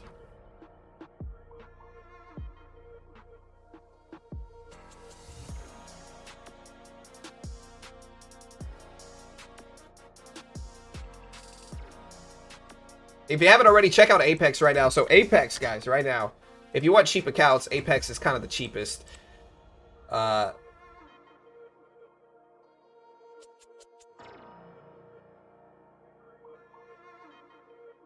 now, Apex, let me find it, has $49 50K intraday, no activation fee, $49 all in. 100K intraday, no activation fee, $59 all in. You can buy them as a single or a 5-pack.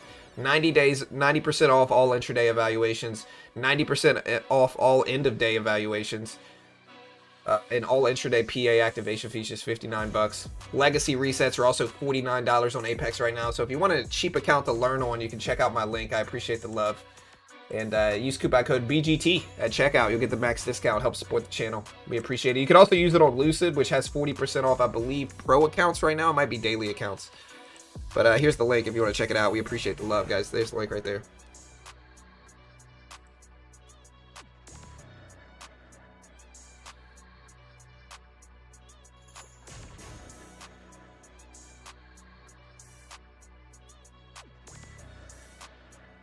Iran doesn't want to negotiate, just put pressure on the U.S. through struggles. They believe the June MOU. Yeah, I mean, we just get so much back and forth. At some points, I think in markets terms, it's going in one ear and out the other. Because we've just heard so much. So unless it's really big news, markets don't really care anymore. Like, we got some movement here based off of the news earlier. But even in the grand scheme of things, it's still pretty small compared to what it used to be. Hey, what's up, Bruce?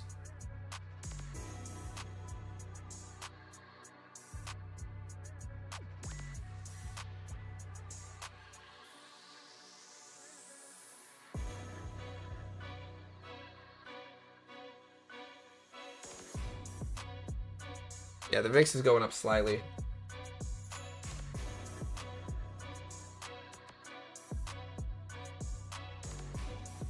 All right, guys, 2 minutes into the market on open data. It's been a slow day.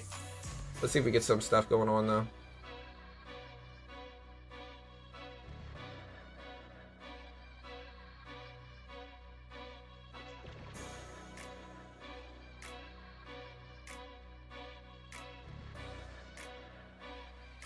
Anybody else? Webull not working? I'm seeing some people ask about Webull. Is Webull working for you guys? Yields have fallen back down some after those quotes. So 10-year treasuries, 2-year treasuries fading back down. Still elevated, but better than they were. Oil.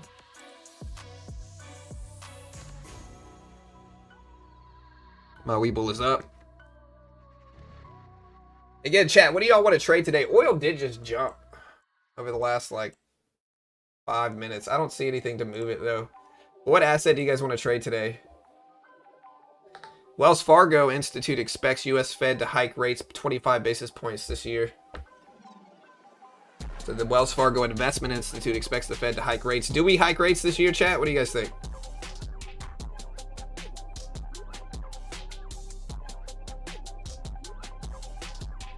Sandisk, MU, NASDAQ, or oil, NVIDIA. Yeah, I'm watching NVIDIA. We'll see, though. Like, NVIDIA's been volatile.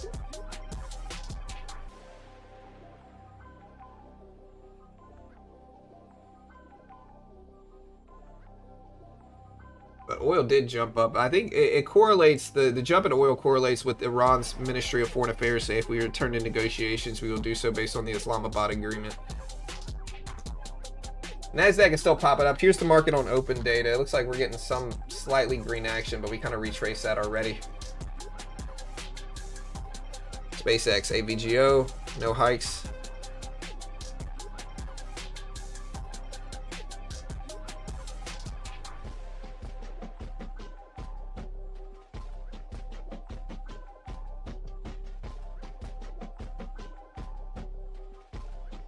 Also, give me a follow on x.com, guys. @beginner trades. Here's my X handle. If you haven't already, give me a follow. I appreciate it. There's the link. Hey, what's up, Michelle? NVIDIA. Look at the NASDAQ jump up here, though. Hold on. I don't know if it might be market on open data. NASDAQ just jumped up a little bit here. Still moving up pretty fast. Wonder what that was.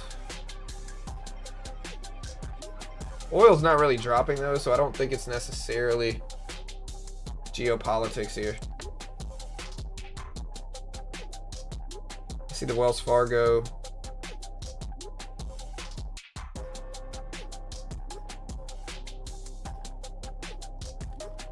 Yeah, it looks NVIDIA related here. Here's NVIDIA. Could be NVIDIA. MU Sandisk are jumping up as well. Could just be movement, normal movement ahead of the opening bell positioning. Hey, all good, man. Evercore says the S&P could reach 9,000 within 12 months. I mean, it's possible.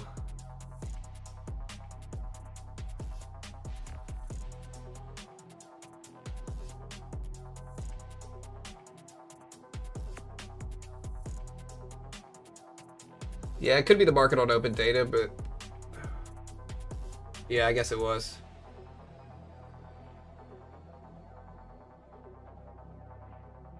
Still heading up. I don't hate a VWAP short at 250. But I'll have to wait and see if I can actually trade it. We only have 2 minutes until the market opens, so we'll see. Spike is a trap.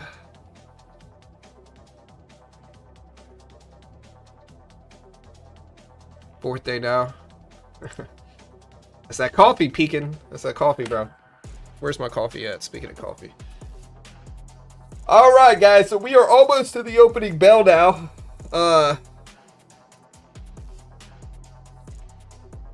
Like I said, let me know if you're bullish or bearish. The poll's pretty split.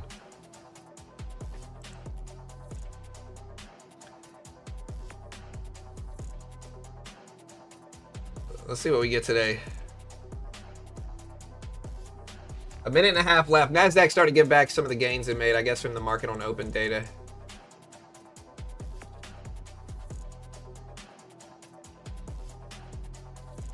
Hey, appreciate the follows on X, guys. Thank you.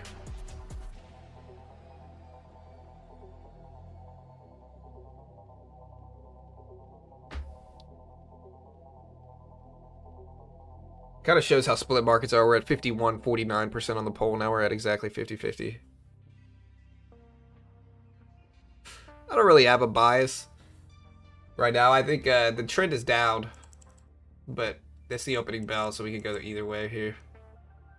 Markets might be waiting for NVIDIA earnings next week also, so there could be more sideways action this week than we normally get based off of NVIDIA earnings and the Jackson Hole Symposium next week, as well as GDP and PCE data.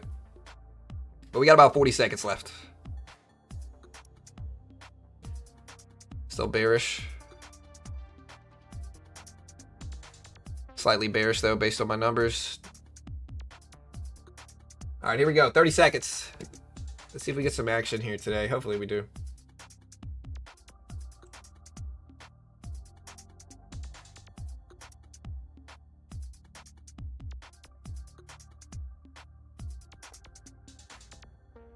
All right, here we go, guys. 10 seconds.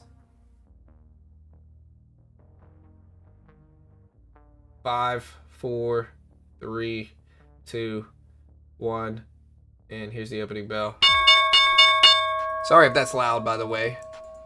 All right, so NASDAQ starting to rise a little bit at the open. Let's watch chips. NVIDIA just jumped up to 226s. And so we're watching NVIDIA here. Let's watch like MU and Sandisk as well. MU's back over 1,000 so far at the opening bell. AMD just went back to green on the day, but some bullishness into the opening bell. I don't hate 250s. It's just too close to the opening bell for me to short. And NVIDIA's almost at 227s here. So far we got a pop on the NASDAQ here, but again, NVIDIA just hit 227s, came right back down. Let's see what the opening bell brings so far. Slightly green action at the opening bell, but it's still kind of muted, to be honest.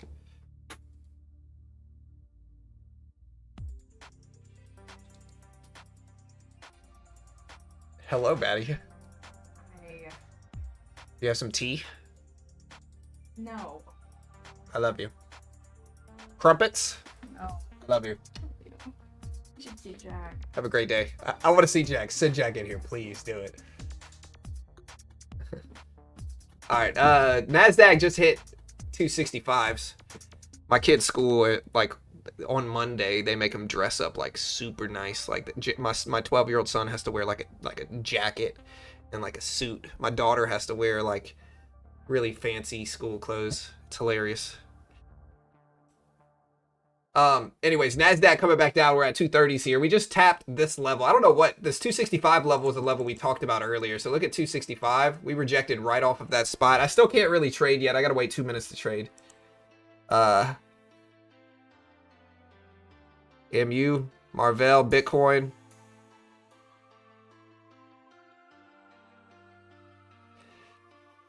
No, it's freaking ridiculous. I don't like it at all.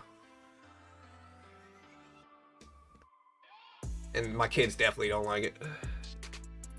Uber giving back some of the gains here. NVIDIA got up to 227s and now it's rejecting. So we're starting to see some bearish action. But honestly, the movement this morning is a little bit muted. That was actually my daughter here.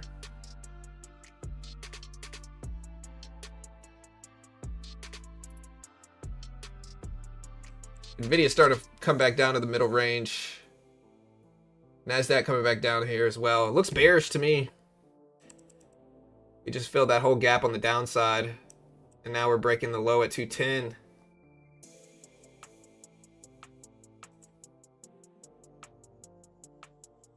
Yeah, it's a quiet day. How you guys doing? Are y'all red or green so far today, guys? What do you guys think? NASDAQ starting to get weak.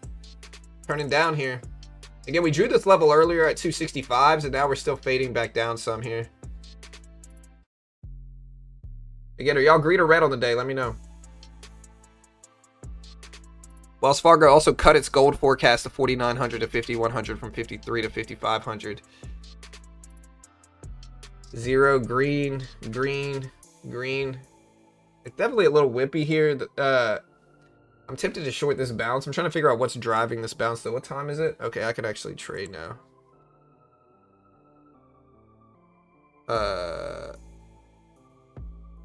I'm tempted to short this now, but honestly, we're so sideways. I think I'm just gonna wait. We'll see if I regret not shorting it. Big red, not trading. Green on MU and Sandisk. Nothing makes sense. Still big red overall. I'm not trading today. Red, green, green. 5 week, red, green. Am I gonna regret not shorting this?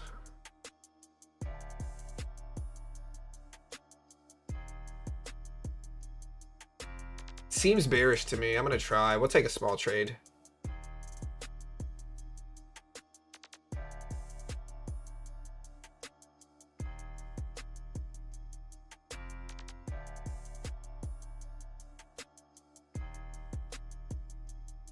Now we're flat. Reversing back down. There we go. We'll take a little bit off here. Very small trade. Hey, dude. You want to show my stream? Sure. Look at my son today, guys. Look at this kid. Look at this kid right here, dude. You're ready to make a deal right now. You're ready to make a deal right now. Can I have one of your watches? No, you're not wearing one of my watches, bro. No, like one of the less expensive ones. No. I love you, dude. Love you. Have a great day, buddy. You look handsome there today, man. You're ready to make deals today. All right? That's right. Taking a picture. Flex that jacket, Jack. All right, I love you guys. All right, NASDAQ coming back down. The short worked. I mean, we made a little bit, but we could have held longer. But the short worked. The Wolf of John Street. You know?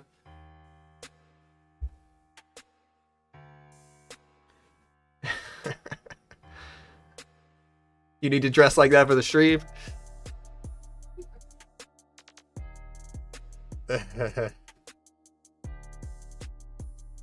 All right, we're starting to move up. Look, we're at 210s. We're very choppy. Hey, I love you guys. Y'all have a great day. All right.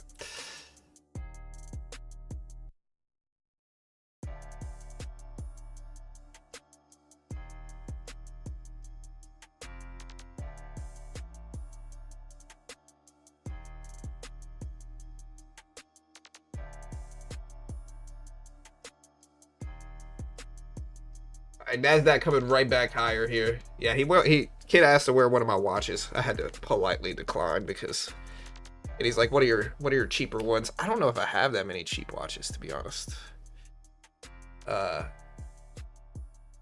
He's definitely not wearing one of the nice ones. I know my son, you know.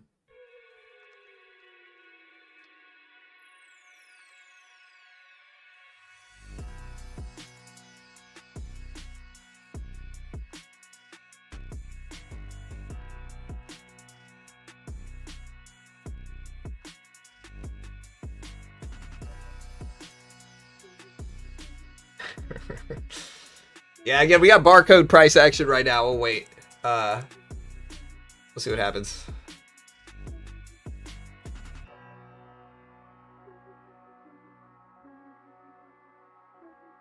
Yeah, I'm very blessed, for sure. Not a polite decline. I try to be, but he knows. He took his shot. I respect it, you know.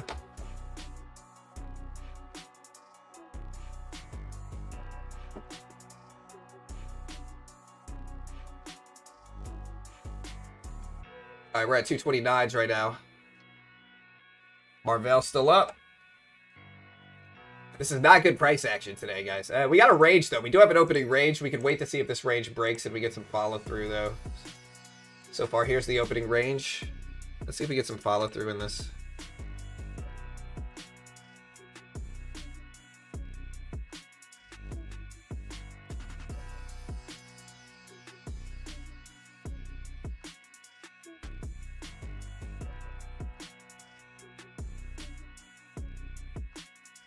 We feel this gap, though, we're going to be really close to the lows of the day. So I'm still, I still have a short bias here, but I don't know.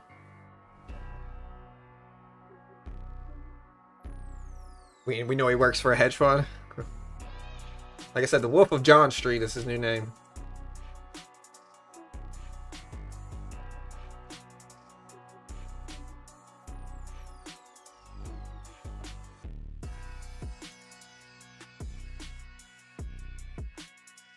Nasdaq starting to break down here. There we go. We're breaking that low of the range here. I'll short a little bounce, but it's going to be really small size. I just don't trust this. I might not get a chance to.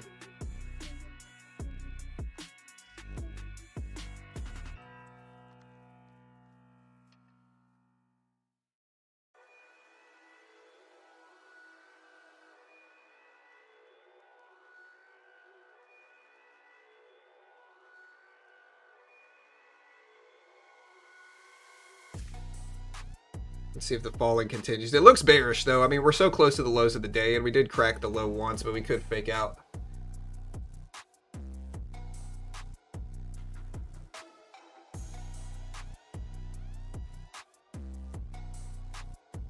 All right, we did short this. I'm long. I mean, I'm short right now. I'm going to take some off here, write it down, and maybe add more to it. I'll cut it right there before we liquidity grab. We got this 166 level. I don't know why it's on my charts. But I'm worried. Oh, that's the low. Duh. Alright, so we made a little bit shorting. Previous closing prices right here are 153s, though.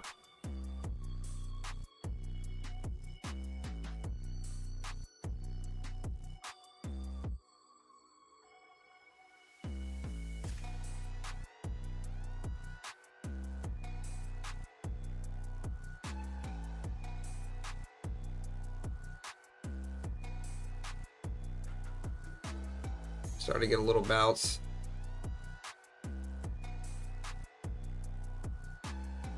Tempted to short into this too, though, but let's see how high this bounce goes. We're right at the POC here is the problem.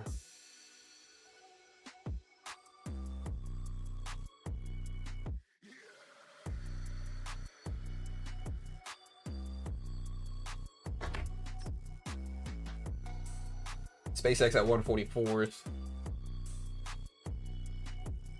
Yeah, so Spacex is starting to pop back up. I'm watching memory names too. Nvidia just hit the previous closing price. I'm worried this is going to drag us higher here. MU still over 1,000. Sandisk is still at 1740 or so.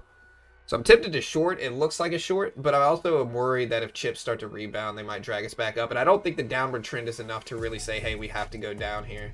So my hands are off right now. SpaceX up to 145s almost.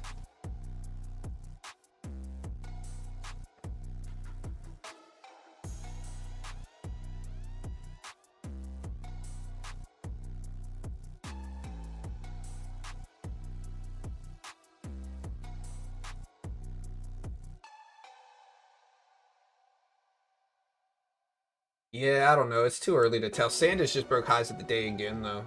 So Sandisk is up to 1750 right now. Look.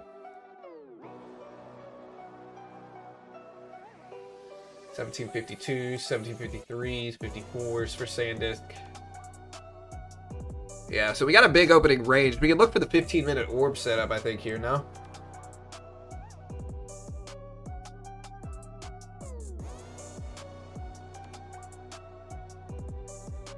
Spiking up with the Nasdaq. Yeah, we're doing something here.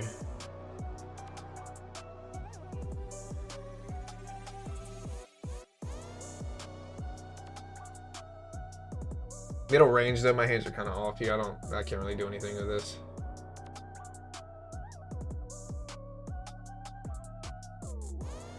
Again, IRGC denies the president's claim of back channel talks, apparently, according to CNN. UBS cuts Marvell Tech price target to 300 from 340s. Marvell's doing pretty good at the opening bell, though. It's at 235s.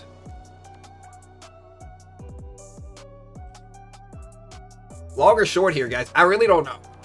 I think we're so sideways. I really don't know long or short. Big range, though. Or not really huge, actually, but we'll watch the 15-minute orb setup, which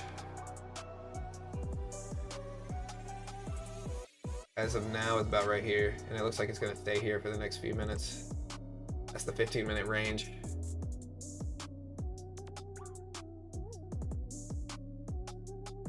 I don't think I can really trade this right now, though, unless we have big breakdowns. Look at SpaceX, though. SpaceX up to 146s. Big upward move for SpaceX at the opening bell. SpaceX up to almost pushing towards 150s. Long short by the dip. Bro short. I tried to get the short on the NASDAQ. Watching shorts. Yeah, today is not a good day to trade right now. So far, at least. I'm basically flat on the day, though. It could be worse. But here's a pullback here.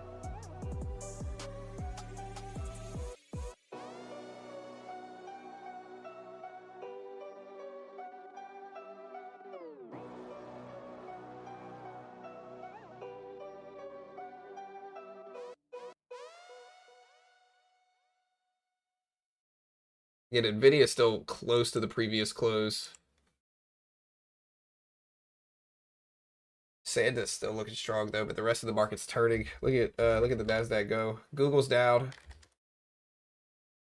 Apple's down. Meta's down. Microsoft's down, right? And even if semis are doing okay, market's still really quiet here.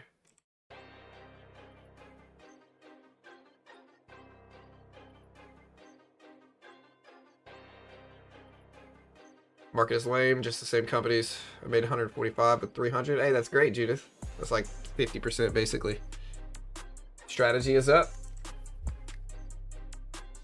I mean, it was up. It's starting to pull back now. It's at 94.60s.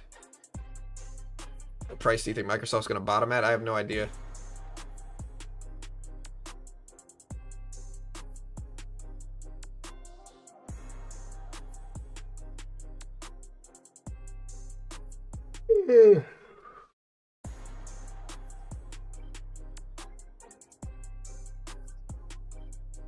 Yeah, we got this 15-minute opening range now. I think I'll wait for that to break. Hey, nice wolf. That's good.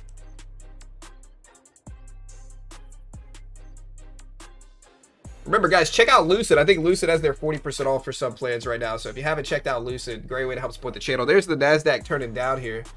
Again, you can use my code BGT at checkout, get the max discount on Lucid. Here's the Lucid link.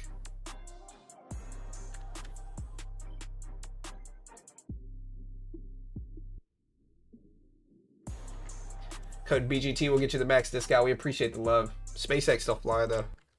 Yeah, I just checked Bitcoin. I mean, it broke highs of the day a minute ago, but it's pulled all the way back some now, and it didn't really get over the highs very easily.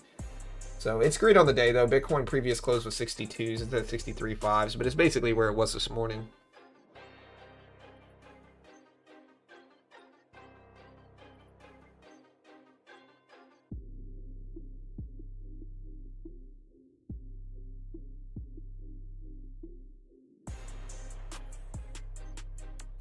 Market never goes down, a perpetual money machine. You're not wrong. I mean, it goes down for sure.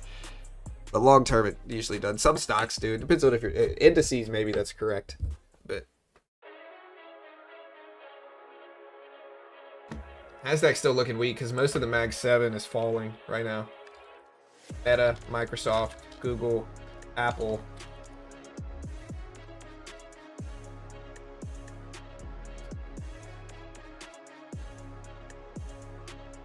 NASDAQ looks like it's going to crack lows again, though. Let's see if it does.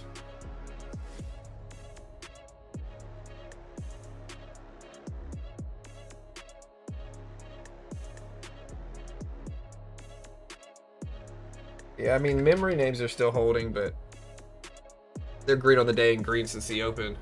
But everything else is falling for the most part.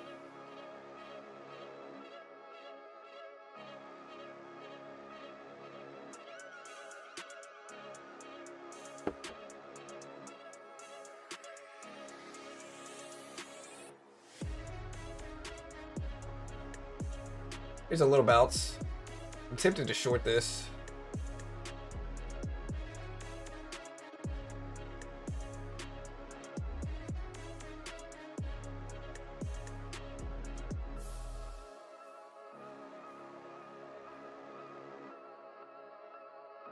Alright, we'll short a little bit of this, but I don't really like it that much, but we'll try.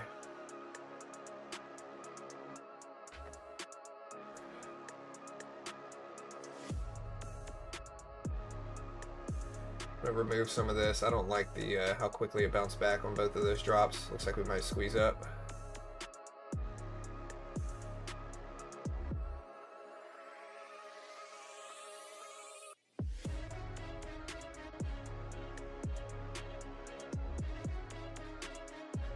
There we go. I'm just kind of scalping this move. I don't trust it right now. I can hold a little piece here, but Nvidia's starting to bounce back. We're gonna get out flat on the rest. Break even. Sandisk is still close to highs, and Nvidia's starting to rebound back up here after hitting the previous closing price down here at 225s.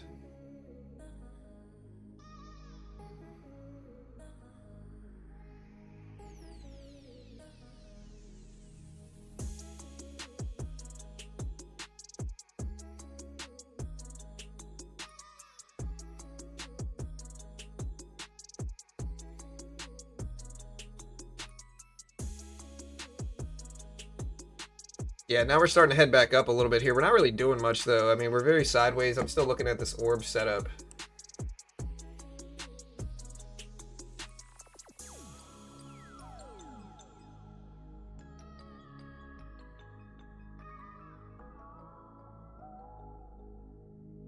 Jonathan, stop being dumb and go long. My name's not Jonathan. I might go short just for you calling me Jonathan.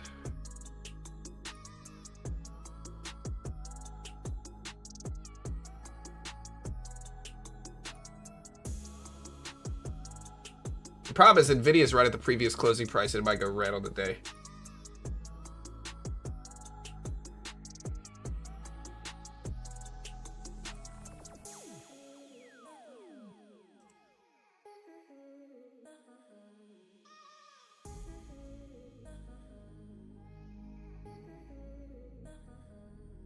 Alright, we just hit the VWAP.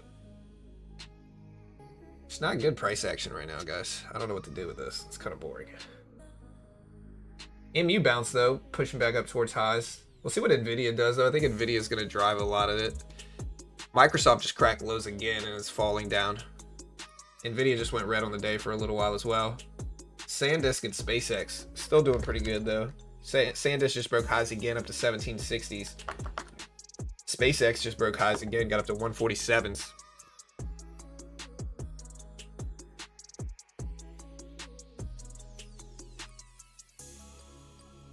Gold. Yeah, gold's rebounding.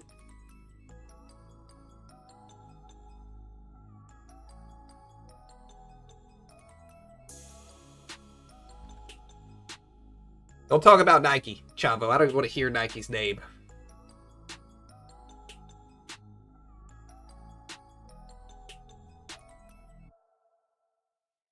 I believe in Nike long term, though. Short term, I have no idea what it's going to do. I'll probably just sit in it as well.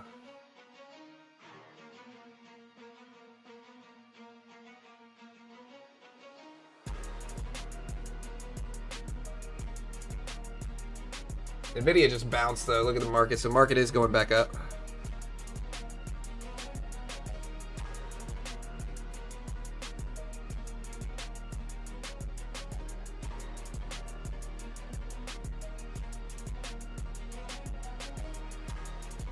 All right, we're pushing towards the top of this range here. We got to move up there and then pull back to the VWAP. Maybe I'll buy it.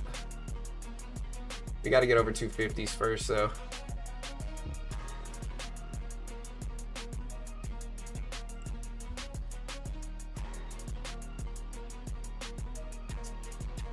Microsoft is seeing like software right now. It's diversified though, but when AI names move up, a lot of the time Nike or Microsoft moves down. Same thing with like IBM and others. And so with MU and Sandisk and memory names specifically pushing up, Microsoft's coming down.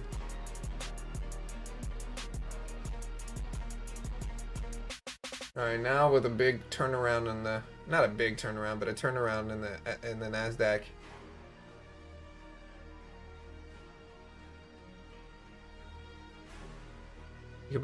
You should have bought quality companies like Radio Shack and Tupperware. Blockbuster's a good one too, you know. Enron. I'll consider it.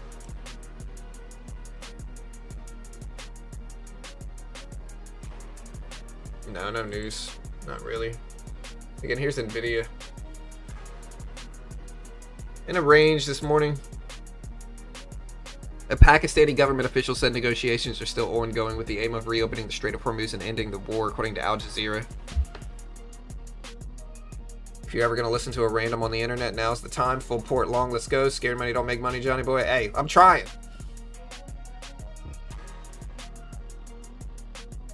Yeah, I'm not really going against anything. I'm not in anything right now. Last trade we got out short, basically break even. The other trade we made money on the short side. So I'm just trying to identify the direction, and it's pretty sideways in a lot of stuff right now. Memory names are up though. Sandisk, MU. Sandisk consistently breaking highs of the day here. Look at it. Look at SpaceX. 147s right now for SpaceX.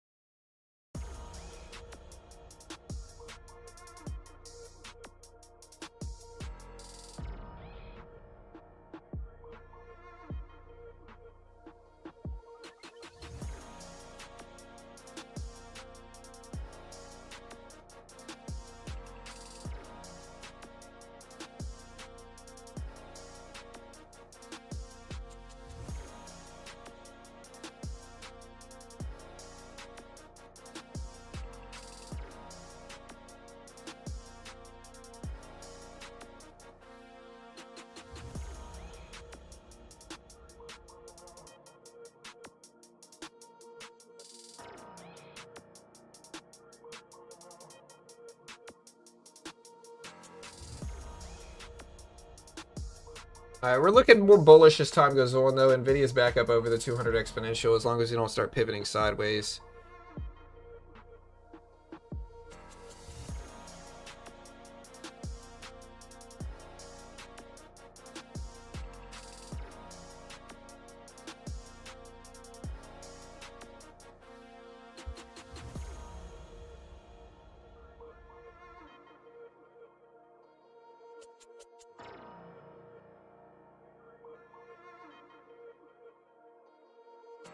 NASDAQ with a very flat opening range, though. It's almost 9 o'clock or 10 o'clock.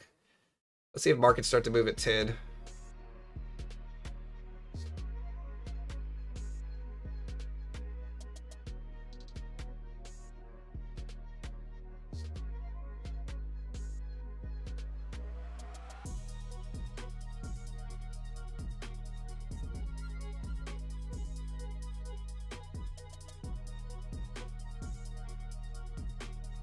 Nvidia rejected that 200 exponential.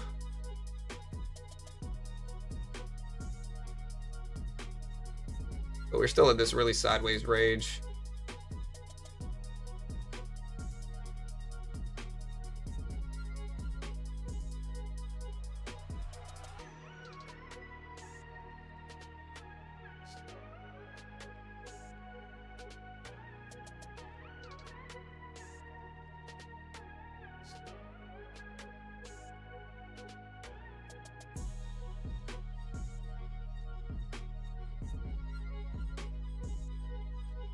Yeah, this price action is boring.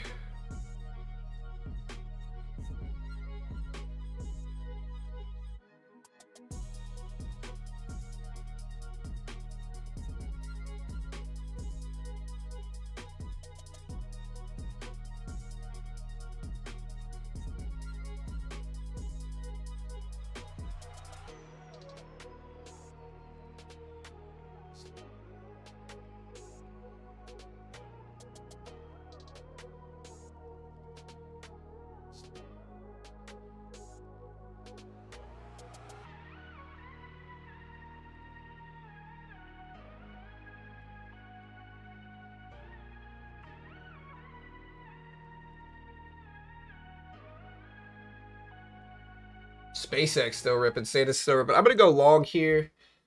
We'll give it a little bit of time on this.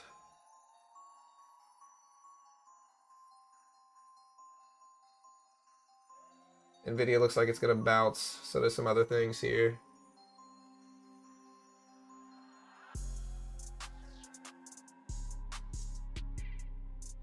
Scale out of a little bit right there.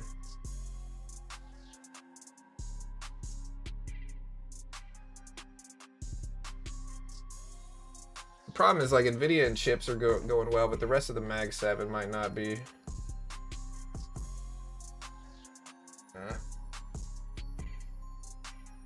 We'll hold through the break of this low and then cut it if it does.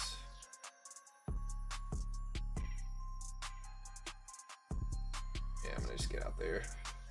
Down a little bit on the day, but it's not a crazy big day. Honestly, we've been in this opening range for a minute now. I want to see if Nvidia holds though on the upside. Sandisk is still moving up. MU is still moving up.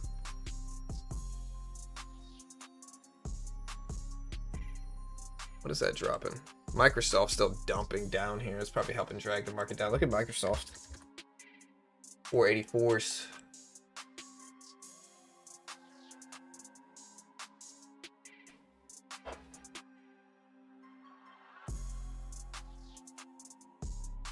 Sandisk is breaking highs and doing okay.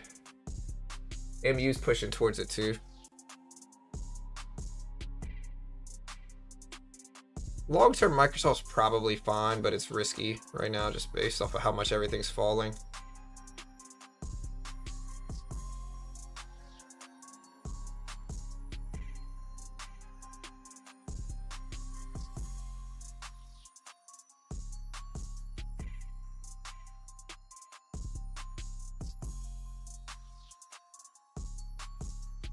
The 200 exponential still acting as kind of a roadblock though with the NASDAQ here. Here's the 200 EMA and the VWAP level. Those are both kind of stopping this price action right now. MU just broke highs though, 1023. SpaceX is almost to 150s right now.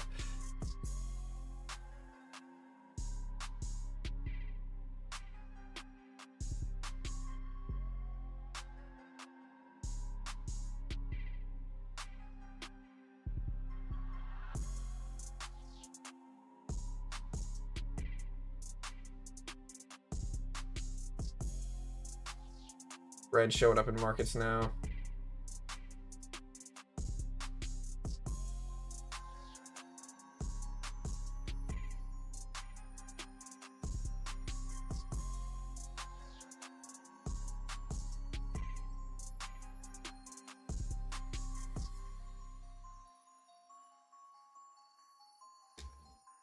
All right, NASDAQ going red.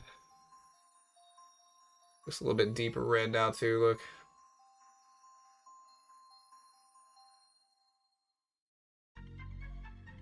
See if we start pushing towards lows.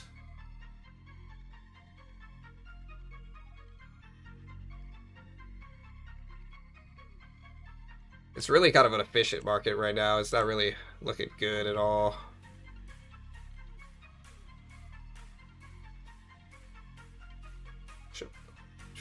Some of the shorts maybe getting squeezed out now.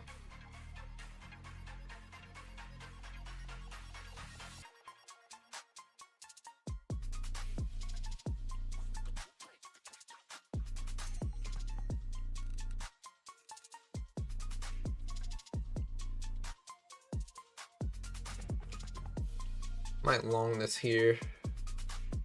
I'm just worried the VWAP's gonna push us down.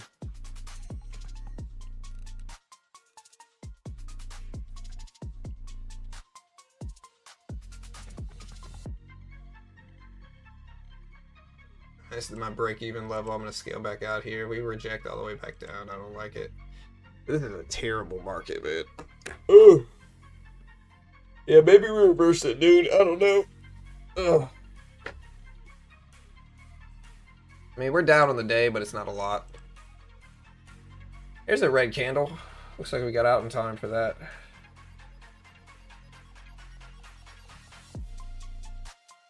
Yeah, we are now 33 minutes into the market open, and we've mostly gone sideways, back and forth, up and down, up and down. Not a lot of volume.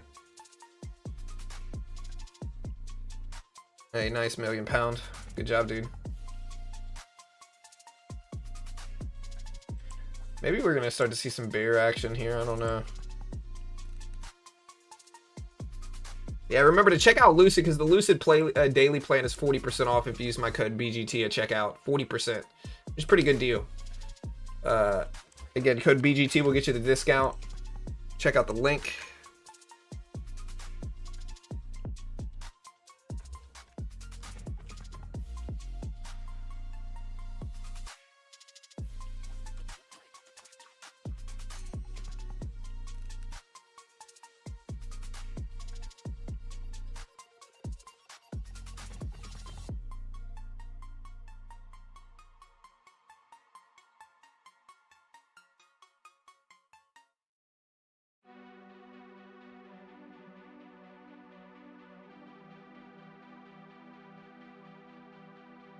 We're heading towards the lows of the day now if we keep going down. Let's see.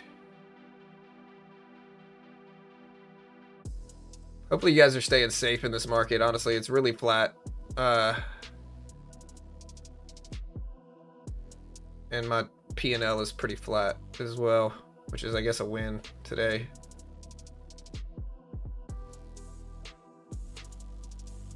Nvidia's starting to flush down towards the lows too, so that could push us down more. Let's see.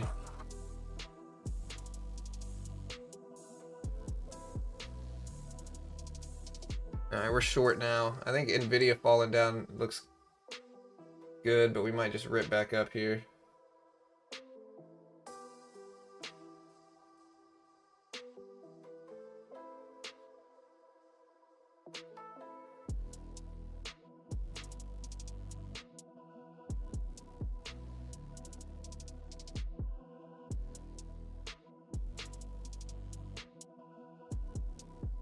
Alright, we're gonna get out of this green choppy day.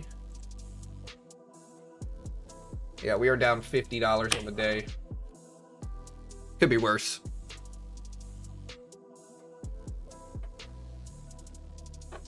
John, is Apex or Lucid a good starting account for a beginner? I like Apex because it's cheaper and beginners are probably going to lose anyway. So getting a $15 account on Apex just makes more sense because it's cheaper. Lucid has great rules once you're actually funded. Super reliable as well. But Apex is the cheapest account, so it just depends on what you're going for. Here's the Apex link and my code if you want to help support the channel. BGT is the code if you want to get the discount. I appreciate it, but I would say Apex just because they're cheaper. What do you guys think? Apex or Lucid for beginners?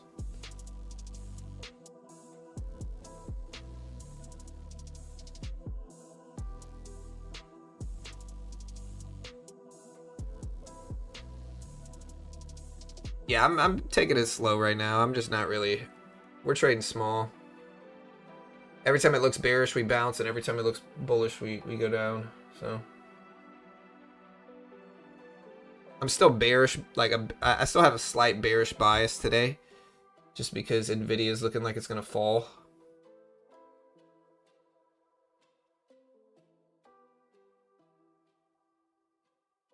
Lucid Tradeify. Hey, what's up, 88?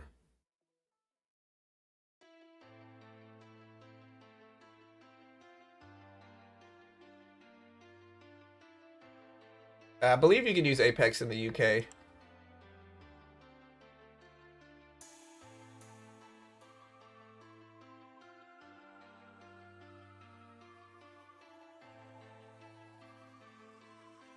Yeah, I think you use Lucid and Apex in the UK.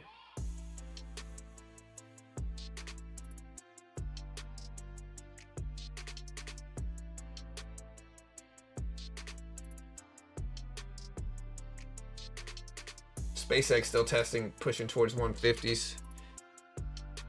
I might short this right here. Yeah, we short. We're gonna take a little bit off here. Sorry, here, hold on, let me show you. Still looks kind of bearish to me, but we could bounce at these lows as well. There we go. We'll cut it. We'll have one contract left. We'll maybe add to it.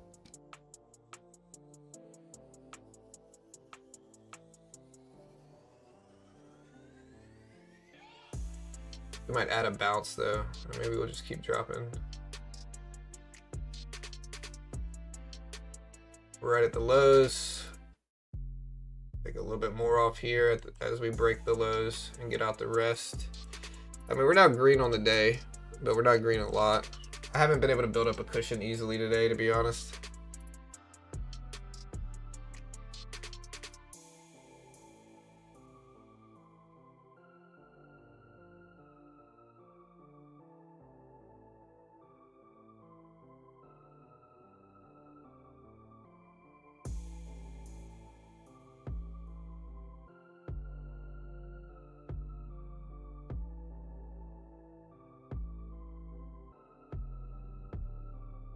Yeah, it looks like we got out almost exactly at the low here. I don't know if I want to buy a bounce too. Nvidia, like, look, we have some stuff moving down, like Microsoft, Meta, and more, and then we have some stuff that are moving up, like MU, Sandisk, and other stuff. Nvidia is basically really flat on the day, so it's kind of boring on the day. It's not really doing too much, and so in terms of market direction, I don't really know. We're green on the day, but not a lot, and it's hard to find anything. Yeah, the 100K and $59 no activation fee is very cheap. Drops on Apex. And you can find all the links in the description. You can use coupon code BGT, get whatever max discount you want.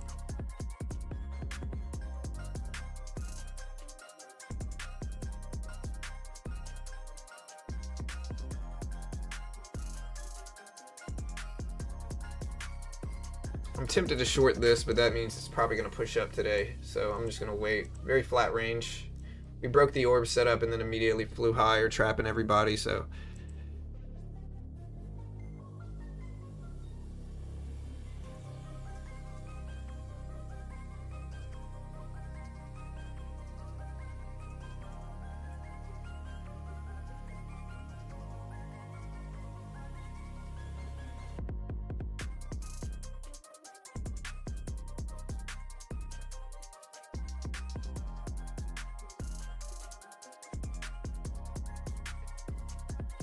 dude, I think I'm getting carpal tunnel in my wrist. For the last like month, it hurts like right here. It's got to be carpal tunnel, huh? I don't know if jiu-jitsu helps. All right, Nasdaq's starting to rebound back up here. Spacex basically about to hit 150.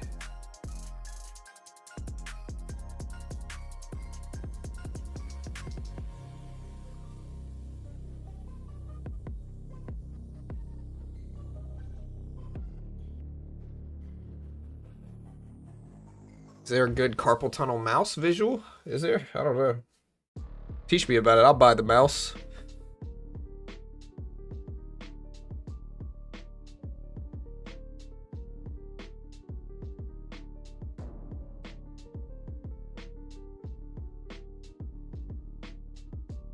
Made $13 after putting 8K and play ridiculous. Are you talking about me, Swag? Or are you talking about you? Nvidia up to 225s again. I don't know what to do here. It's very hard to trade this. Yeah, I'll have to check it out, peak.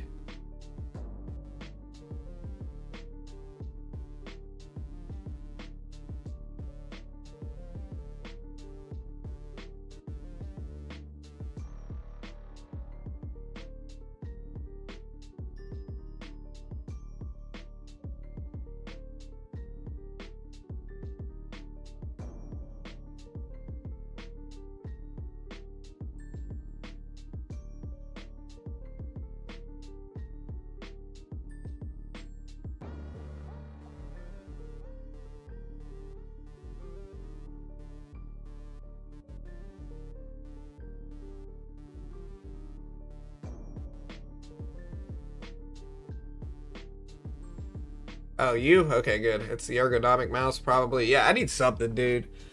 Honestly, it's a very strange feeling. Really, what I think it was is I started drilling no-gi baseball bat chokes, which you do like this. And I thought maybe I hurt my hand doing it, but oh well. Sandisk still pushing towards highs. Spacex right at 150s here, look.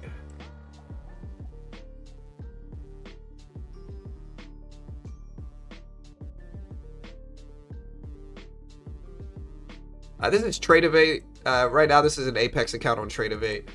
It's an Apex 250k legacy account, which I don't think y'all can get anymore. You can get the 100k for 59 bucks though. Sandisk just broke highs again.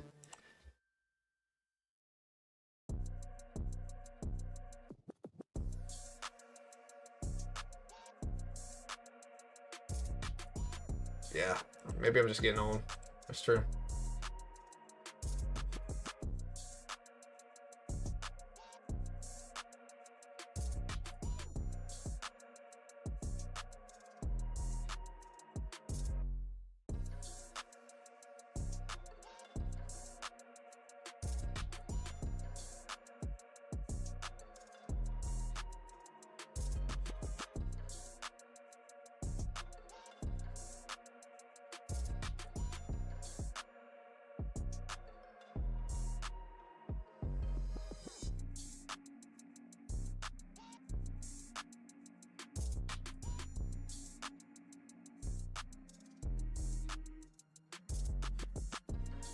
Hey, I got you, Visual. I'll check it out.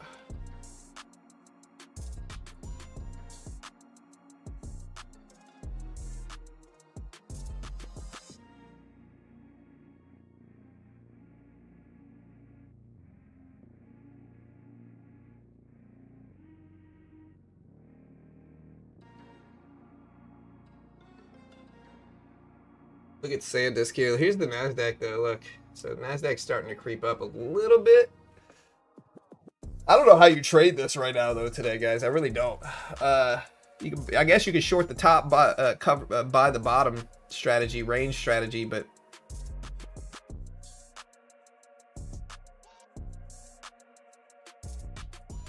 yeah, I think you got to scalper trade ranges today so far.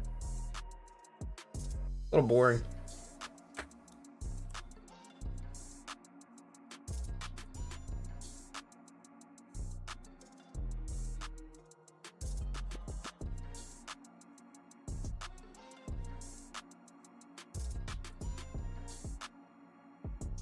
Again, NVIDIA has agreed to provide a more than $100 billion backstop for OpenAI data center in Ohio. We had the NAHB housing market index 15 minutes ago. It was 35. There's expected 33.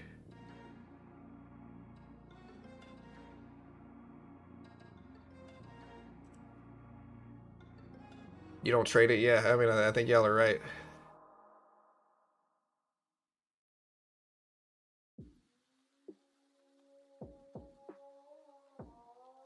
If you haven't already, again, though, you can check out Apex. Again, if you want to learn to day trade, what Trader Funding does is they give you a demo and they test your skill with it. Apex has the cheapest accounts, right? So if you pass this test here, if you pass, it's $16.70 if you want to buy a single one.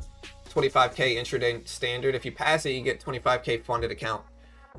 You pass the 100k, you get a 100k funded account. Right now, the 100k no activation fee is $39.90.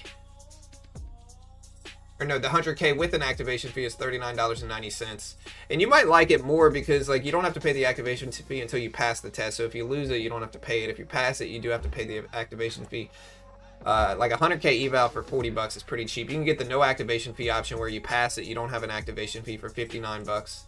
You can buy a 5-pack bundle of these for $2.95. That's probably a pretty good deal. But the cheapest accounts in the game, you can buy a 5-pack bundle of the base one for $75, $14.99 each.